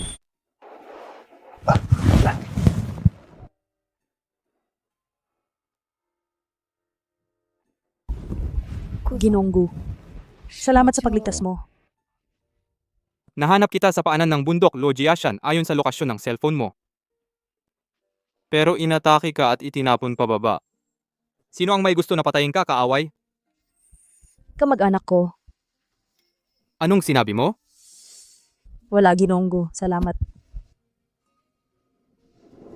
Isang taong ilang beses mo palang nakikita ay darating para iligtas ka dahil lang sa isang tawag. Ang taong minahal mo ng 3 taon at ang iyong sariling kapatid na babae ang siya namang gustong pumatay sa'yo. Zhuang Nansheng, ang buhay mo noon ay katawa-tawa. Bakit mo itinatago ang iyong kasarian? Aha, sige. Pasensya na, iyon ay iyong personal na bagay. Hindi ko dapat tinanong. Oh, tama. Natatakot ako na baka kaaway kang naghihiganti, kaya gumawa ako ng pekeng bangkay para sa'yo. Sa ngayon, sa pangalan, patay na ang tingin sa'yo. Ano ang plano mo sa susunod? Gusto kong maibalik ang aking pagkakakilanlan. Sabihin sa iyong mga kaibigan at pamilya na buhay ka pa? Hindi, wala na. Hayaan mo silang isipin na patay na ako. Ang dami mo nang natulong sa akin. Dapat ko ring tuparin ang aking pangako. Magtutuon na lang ako muli sa trabaho. Mas maganda yon. Pero, magdadamit ka pa rin ba bilang lalaki? Minsan na akong namatay. Ngayon, hindi na ako mabubuhay para sa iba. Sige, dadalhin kita sa isang lugar. Sige. Ginoong Gu, ito ang pinakabagong damit pambabae na ipinahanda ayon sa utos ninyo. Bagamat hindi naman kailangang magpalda ang mga babae, sa tingin ko'y matagal ka nang hindi nakakasuot. Dahil gusto mong magsimula ng bagong buhay, bakit hindi mo simulan sa pagdadamit? Subukan mo ang bagong estilo.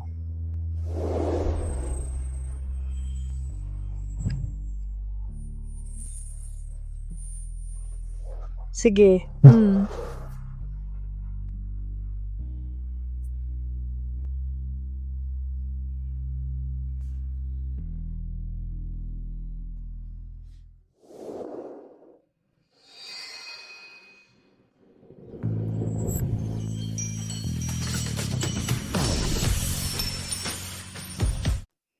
Paano? Anong problema? Hindi mo ba gusto ang estilo? Papapalitan ko na lang. Hindi, wala nang iba. Sinubukan ko na. Maganda ang paldang ito. Nagsusuot nito ay parang natutupad ang pangarap ko noong bata pa ako. Pero mas gusto ko kung sino ako ngayon. Nakikilala ko ang aking nakaraan. Walang kinalaman ang aking kakayahang magtrabaho sa aking kasarian. Hindi ko na kailangan ng damit para paghiwalayin ang nakaraan at ngayon. Paalalahanan ang sarili mo, tinig ng aking puso. Ginoong Gu, salamat sa abala sa paghahanda para sa akin. Gayunpaman kumpara sa mga bagong damit, mas nababahala pa rin ako sa aking bagong trabaho. Kalihim Jaong. Kung gayon, lumipat tayo sa isang tahimik na lugar. Pag-usapan natin ang mga plano para sa sangay. Huwag mo akong pilitin na magpanggap na isang kalihim. Hindi na ako magiging kalihim. Iyon. Nansheng, Kilalanin natin muli ang isa't isa. Nange ang pangalan ko.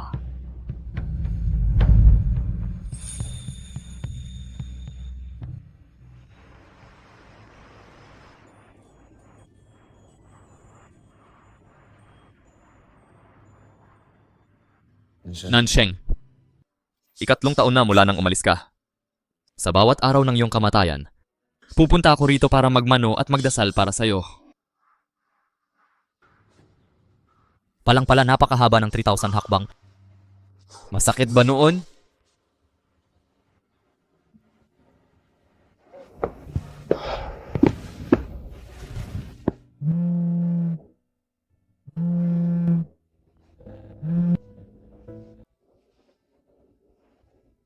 Pinapauwi ka na ng direktor para sa pulong. Espesyal na araw ngayon. Hindi ako uwi. Ginoong Xie, taon-taon nalulugi ang Xies nitong mga nakaraang taon. Sa tingin ko, wala sa pagpapatakbo ng kumpanya ang isip mo. Kung hindi ka na nga pupunta sa pulong, huwag mo nang gawin itong CO. Ginoong Xie, bakit hindi mo na tayo umuwi? Sige na.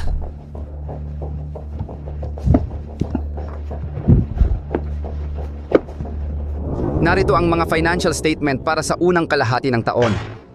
Magulo ang kalagayan ng negosyo. Kung magpapatuloy ito, magiging pangalawang klaseng negosyo na lang ang Xies sa Haicheng. Ginoong Xie, hindi namin pinag-aalinlanganan ang iyong kakayahan. Pero nitong mga nakaraang taon, wala ni isang proyekto ng Xies ang natapos. Paulit-ulit na bumababa ang presyo ng stocks. Kailangan mong magbigay ng paliwanag sa amin, di ba? Huwag kang mag-alala. Naghahanap ngayon ng mga partner sa rehiyon ng Asia Pacific ang W Group. Basta makuha mo ang proyektong ito, tiyak na may pagkakataon pang bumangon ng Xies.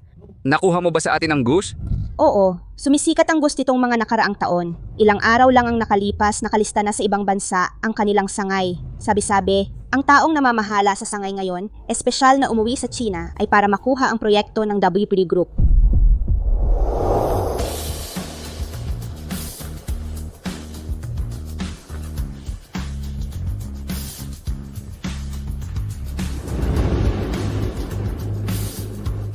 Maganda ang performance ng Goose sa ibang bansa nitong nakaraang 2 taon.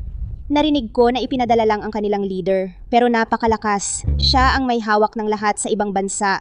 Kung hindi, hindi siya espesyal na ipapauwi ng Goose. Yan ba ang dahilan kung bakit hindi tayo makakompetensya? Sino ba ang nag-utos sa'yo na gawin ang project na to? Pwede kayong maging kampante. Ngayon, ako mismo ang pupunta sa W Group para pag-usapan ng kooperasyon. GJ, muling magtitiwala kami sa'yo. Kung magiging tayo ang W Group na unang partner sa rehiyon ng Asia Pacific, mapipigilan ng tuluyan ng Xie ang Goose at magiging leader sa Haishi. Ito ay isang napakahalagang proyekto. Ano man ang mangyari, kailangan mong pag-usapan ito.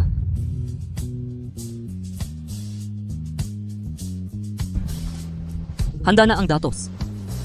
Huwag kang mag-alala. Oo nga pala, ito ang impormasyon mula sa overseas branch tungkol sa taong may hawak doon. Baka gusto mong tingnan muna?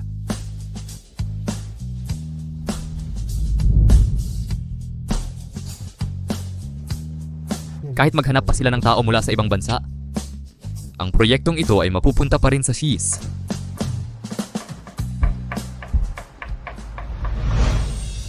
Ito ang mga kondisyong iniaalok ng SHIS. Sa tingin ko, sa buong Haishi, malamang wala ng kumpanyang mas nakakatugon sa pangangailangan ng W Group kaysa sa amin. Salamat sa iyong kumpiyansa. Pero paano naman dito sa Haicheng? Hindi lang kayo ang kumpanya rito. Kasama yan sa aming pagsasaalang-alang at ang Fuji. Sakto, darating din ang general manager ng Fuji mamaya. Pwede tayong mag-usap ng sabay-sabay.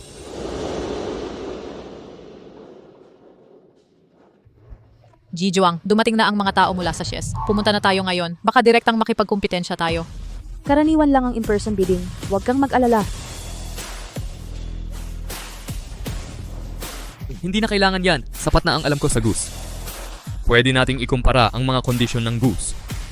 At makikita ninyong mas marami ang inaalok ng SHIS Group.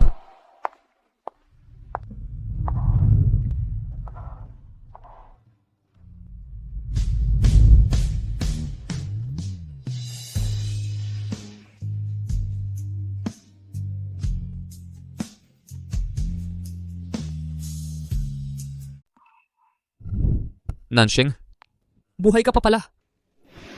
Pasensya, mali ang napuntahan mo. Hindi pwedeng mali. Ikaw si Zhuang Nansheng. Manager Nan. Ito ang datos para sa Goose at ang plano. Mangyaring pagkatiwalaan kami para sa mga proyekto ng WB Group. 12 puntos ng katapatan.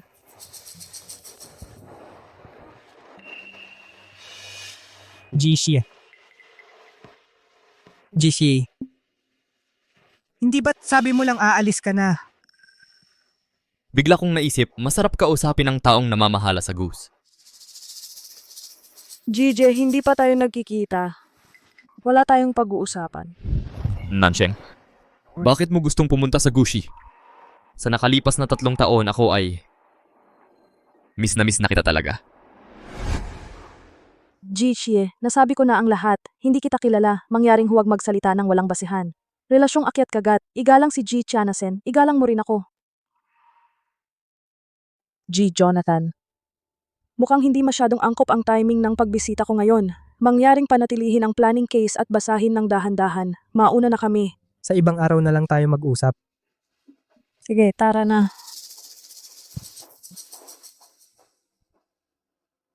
Nansheng. At iba pa. Kasalanan ko. Alam kong may hinanakit ka sa akin ngayon. Pero pwede bang huwag kang magkunwari na hindi mo ako kilala? Archie, wala akong hinanakit sa'yo. Mga estranghero lang tayo. Estranghero? Magtutulak ka ba ng kutsilyo para sa isang estranghero? Nag-iwan pa rin ito ng peklat sa aking mga kamay. Paano nangyari?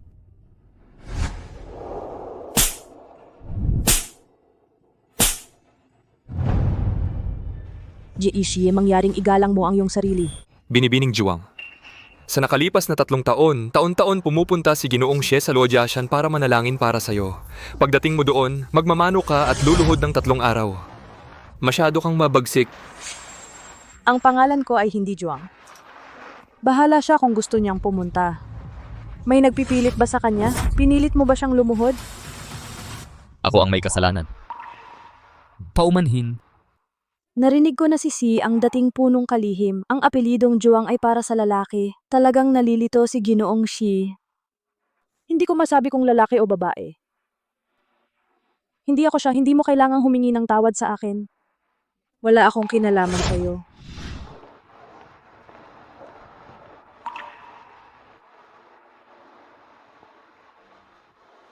kinamumuhian niya ako.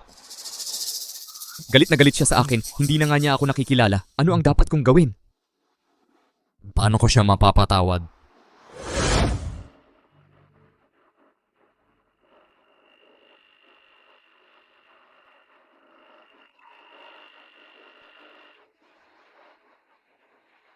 Anong nangyari? Hindi ba maganda ang takbo? Hindi, hayaan mo akong umuwi at pag-usapan ito. Hoy. Okay ka lang ba? Sumasakit na naman ang ulo ko. Dapat alam ko na, dapat hindi na kita isinama sa proyektong ito. Sige na, iuwi na kita. Pwede na ring bumalik sa kumpanya. Ako ang boss mo, dapat makinig ka sa akin. Hayaan mo siya.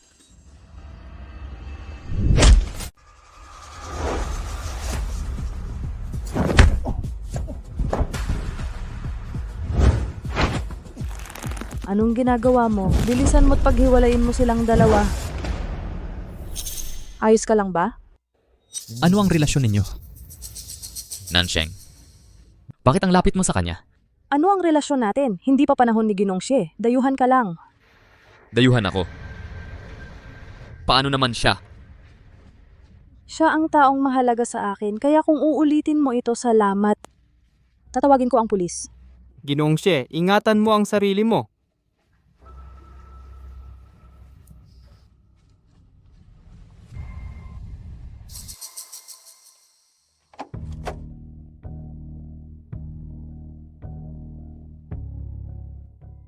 Kung ayaw mong makipag-ugnayan sa kanya, pwede kang pumunta sa bansang M. Ipapasa ko na lang iyan sa iba.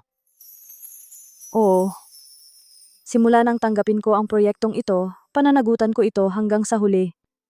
Natatakot ako na baka guluhin ka niya. Bakit hindi ka na lang maghanap ng boyfriend? Magandang ideya iyan. Sa kasamaang palad, wala akong balak maghanap ng boyfriend sa ngayon. Sige, sabihin mo sa akin kapag may plano ka na. May magandang kandidato ako. Sino raw ang nagpadala nitong bulaklak? Boyfriend. Pero sabi nila single daw si Manager Nan. Yun ang nanliligaw. Maganda siya at mabait pa. Marami sigurong nanliligaw sa kanya. Gusto ko ring manligaw. Anong pinag-uusapan nyo? Manager Nan, may nagpadala lang sa'yo nitong bulaklak. Manager, sino po ang nagpadala nito? Mukhang tanga naman itong lalaking to. Kapag nanliligaw ka, rosas ang ibigay mo. Sa susunod na lang, sabihin mo sa kanya magpadala ng rosas. Baka nagkamali lang ng padalahan. Pagdating ng janitor, pakisabi itapon na lang to. Mali nga talaga ang bulaklak na ito. Tuloy po.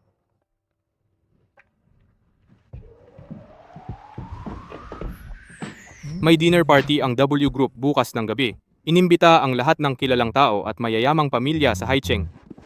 Ako, okay lang. Kulang ng girlfriend. Sige, samahan kita. At saka pwede mo ring pag-usapan ang cooperation. Ah, libre ka ba ngayong gabi? May party ka rin ngayong gabi. Gusto mo ng kasamang babae. Oo, tama ka. May napakagandang Michelin restaurant. Gusto mo bang magpa-reserve ako ng table para sa dalawa? Pero wala talaga akong mahanap na iba. E di ako na lang ang magpapakasakit na sumama sa'yo. Sige, maghihintay ako dito sa'yo.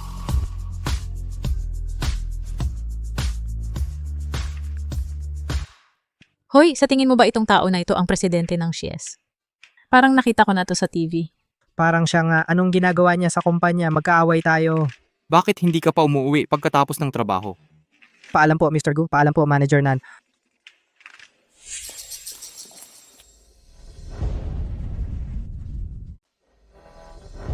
Kailangan ba talagang magkadikit kayong dalaga ngayon? Si Manager Nan ang ministro ng aking shareholder. At ako, bilang boss ng Goose, may ganitong magaling na subordinate. Natural lang na gusto kong lumapit sa kanya. Salamat sir, bilang isang tagalabas. Parang hindi naman kailangang mag-alala ka. Galit pa rin sa akin si Nansheng. Ngayon, ibalik mo siya sa katotohanan. Talagang hindi siya sasang-ayon. Dahan-dahan kong gagawin ito. Nansheng, ito ang cake na binili ko para sa'yo. Ito ang paborito mong restaurant. 3 oras akong pumila. Tikman mo kung pareho pa rin ang lasa tulad ng dati.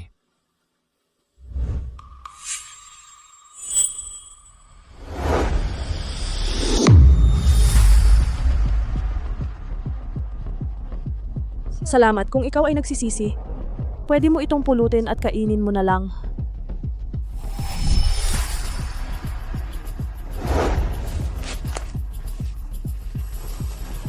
Kung ikaw ay nagsisisi, pulutin mo na lang at kainin mo.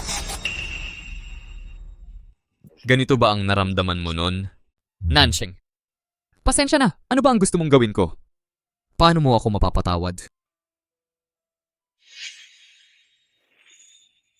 Ikaw. Naintindihan ba ni Mr. C? Sana sa susunod, huwag mo na akong guluhin.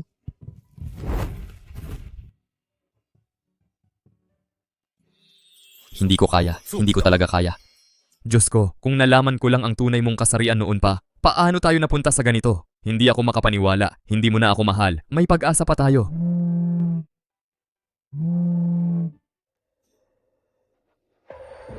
Mr. Xie, nung huli, sabi mo kakausapin mo ang mga taga-W Group para sa kooperasyon. Kumusta na ang usapan? Naghihintay kaming mga direktor ng balita mo. Wala pang progreso. May dinner party ang W Group bukas ng gabi. Subukan mong i-grab ang pagkakataong ito. U-Group dinner. Tiyak na sasali si Nansheng. Ito nga ang pagkakataon ko.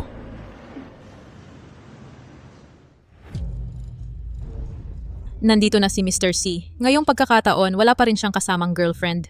Simula nang mabaliw si Mrs. C, hindi na siya nakakita ng ibang babae. Ang gwapo ni Mr. C, mayaman ng pamilya. Kung may gusto siyang tao, sobrang swerte talaga nun. Salamat na lang. May asawa na rin siya eh. Paano ihahambing kay Mr. Gu na single pa? Keer, kasi hindi pa nakikilala ni Mr. Gu ang tulad mo noon. Ngayong gabi makikita mo. Hindi ka na single. Ano bang pinagsasasabi mo? Ay, tingnan mo. Nandito na si Mr. Gu. May kasamang babae pala si Ginoong Gu. Unang beses kong nakita siyang may kasamang babae sa isang handaan.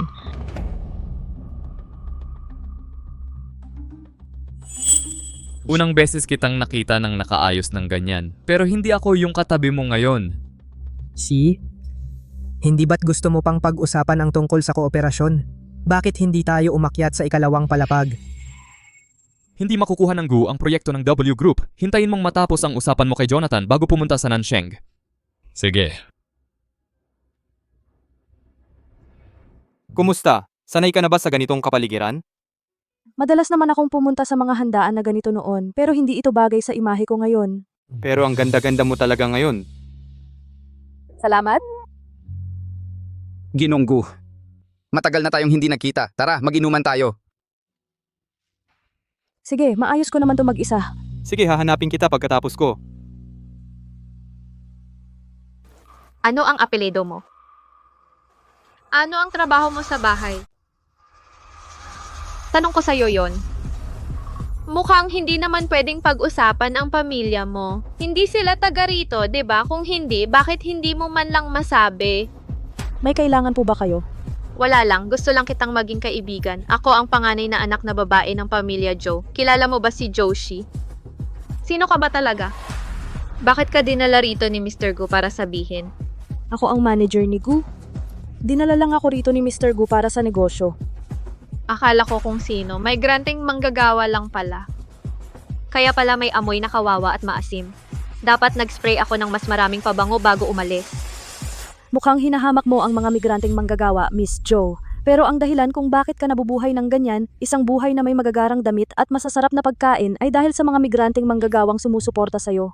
Wala kang karapatang magsermon sa akin. Mga manggagawang katulad mo, nung unang panahon, alipin ang tawag sa inyo, mga utusan, mga mabababang tao. Kahit ngayon, may pagitan pa rin sa pagitan mo at ng isang dalagang tulad ko. Isang damit o bag lang ng binibini, hindi mo kayang kitain kahit magtrabaho ka hanggang mamatay. Ito ba ang tinuturo sa'yo, Miss Joe, at natutunan ko? Huwag kang magsasabi ng mga panlalait dito sa harap ko. Sasabihin ko sa'yo, lumayo ka kay Gu Jinchao. Dapat alam mo kung sino ka. Wala kang paraan para umakyat sa mataas na sanga. Si Mr. Gu at ako ay karaniwang boss at empleyado lang. Napaka-nervyosa mo, Miss Joe. Dahil ba mas malakas ang kayamanan ng Gu kaysa sa Joe? Kaya pinili ni Mr. Gu ang mataas na sangang ito? Ano bang sinasabi mo? Sa tingin ko kailangan mong turuan.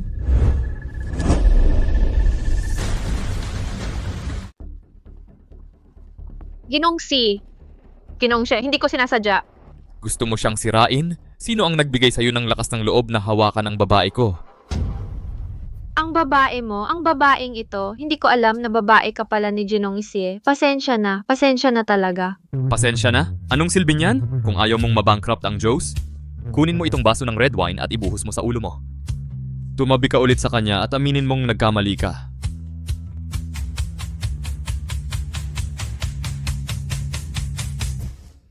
Hindi.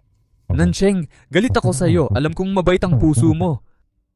Pero may mga taong hindi karapat-dapat sa puso mo. Ginoong Xie, hindi ako babae mo. Huwag mo akong ituring na accessory mo para maiwasan ang mga pagkalito ng iba. Tinutulungan ka. Sa tingin mo kailangan ko ng tulong? Hiningi mo ba ang opinyon ko? Gusto mo lang ang gusto mo, nang hindi tinatanong kung gusto ko ba o hindi. Hindi na kailangan kung hindi dahil sa akin. Sa tingin mo magsusorry siya sa'yo? Ang Thursday ay isa ring mayamang pamilya sa Haicheng. Isang taong walang background. Anong ipag-a-argue pa sa kanya? Nakunan ko na ang video kanina. Lahat ng nangyari sa party, kasama ang mga sinabi ni Miss Joe tungkol sa migrant worker kanina. Anumang bag, isang pirasong damit, isang bagay na hindi mo kayang kitain kahit magtrabaho ka hanggang mamatay. Ano? Ipinost ko lang online. Naniniwala ako na lahat ng migrant worker na nakakita nitong video, ipagsasabi kay Miss Joe at sa Joe Group para sa akin, gusto ng hustisya.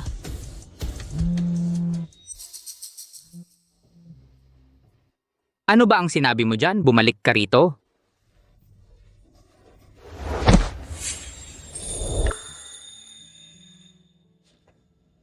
Yun pala, ganito pala ang itsura niya kapag galit. Hindi niya kailanman ipinakita ang tunay niyang itsura sa harap ko. Nansheng, pwede ba tayong mag-usap? Alam kong marami akong pagkakamali. 3 taon ko, laging nagsisisi. Pwede mo ba akong bigyan ng pagkakataong bumawi? Ginong Xie, ako si Nange. Alam kong Nange, ang pangalan mo Zhuang Nansheng ang pangalan ng kapatid mo. Pinapasuot ka nila ng damit na panglalaki. Pinipilit kang magpanggap na kapatid mo, alam ko ang lahat. Si Zhuang Nansheng ang gusto mong aminan, hindi ako. Zhuang Nansheng, Zhuang Nansheng. Ano ang pinagkaiba? Ang taong mahal ko ay ikaw, Zhuang Nansheng. Ang taong mahal ko ay ikaw pa rin ang nasa puso ko. Si Zhuang Nansheng ang pangalawang anak na babae ng pamilyang Zhuang na nagdadamit na lalaki, ang punong kalihim ni Xie pero hindi si Nange. Hindi ko kailangan ang pagmamahal mo, hindi ko rin kailangan ang pagbabayad mo. Dahil wala ka sa buhay ko hindi noon at hindi na kailanman. Hindi ako naniniwalang galit ka lang sa akin, pero hindi ibig sabihin nun wala ako sa puso mo. Hindi ako naniniwala na kaya mo. Wala kang pakialam sa akin. Maniniwala ka man o hindi?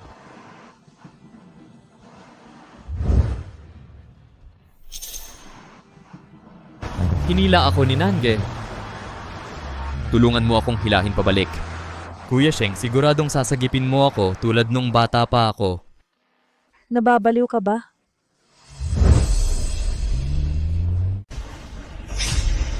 Baliw.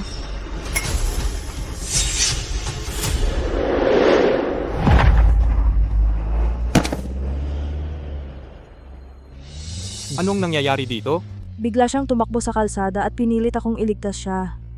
Ang baliw talaga.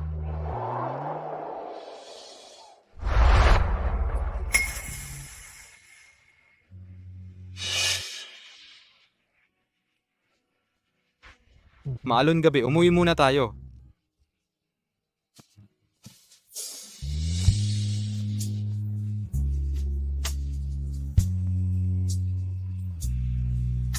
Nange, ayaw ko. Kahapon sa hapunan, si Mr. C inihayag ng W Group ang kanilang panghuling desisyon makikipagtulungan sa Goose. Sige. Tumaas ng husto ang presyo ng Goose, nag-aalala rin ng husto ang mga shareholder. Umaasa rin ang board na makapagbigay ka ng paliwanag. Sinabi kong hindi maganda ang pakiramdam mo, hindi ka muna makakabalik sa kumpanya. Ano sa palagay mo ang dapat gawin tungkol dito? Dalhin ang mga reporter at media. Gusto kong magsimula ng live stream. Sigurado ako. Walang kasalanan si Secretary Juang. Nagkamali ako sa kanya. Nasira ang reputasyon niya. Lahat ng mga kahihinatnang ito. Dapat pasanin ko si Xi Jinhan. Manager Nan, panoorin mo ang live stream ni President Xie, nag-apologize siya ng publiko. Maraming ginawa si Secretary Juang para kay Si. Si Si ang nagpabigo sa kanya. Hindi inaasahan gagawin pala ito ni President Xi para sa isang tauhan espesyal na live stream na paghingi ng tawad. O hindi madali para sa isang prestihiyosong presidente na gawin ito. Kung may tumaga sa iyo, hihingi ako ng tawad sa iyo mamaya, patawarin mo ba siya?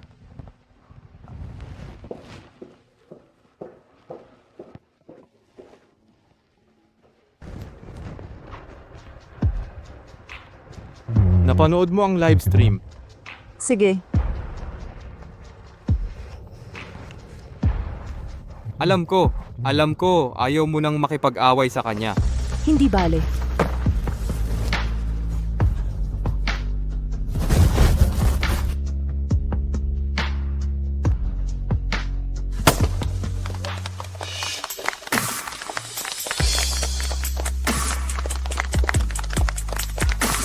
Binabati kita, Mr. Nan, sa matagumpay na paglilis. Mula ngayon magkalaban na tayo. Oo, pero hindi ko alam kung sapat ang swerte ko para makipaghapunan kay Mr. Nan.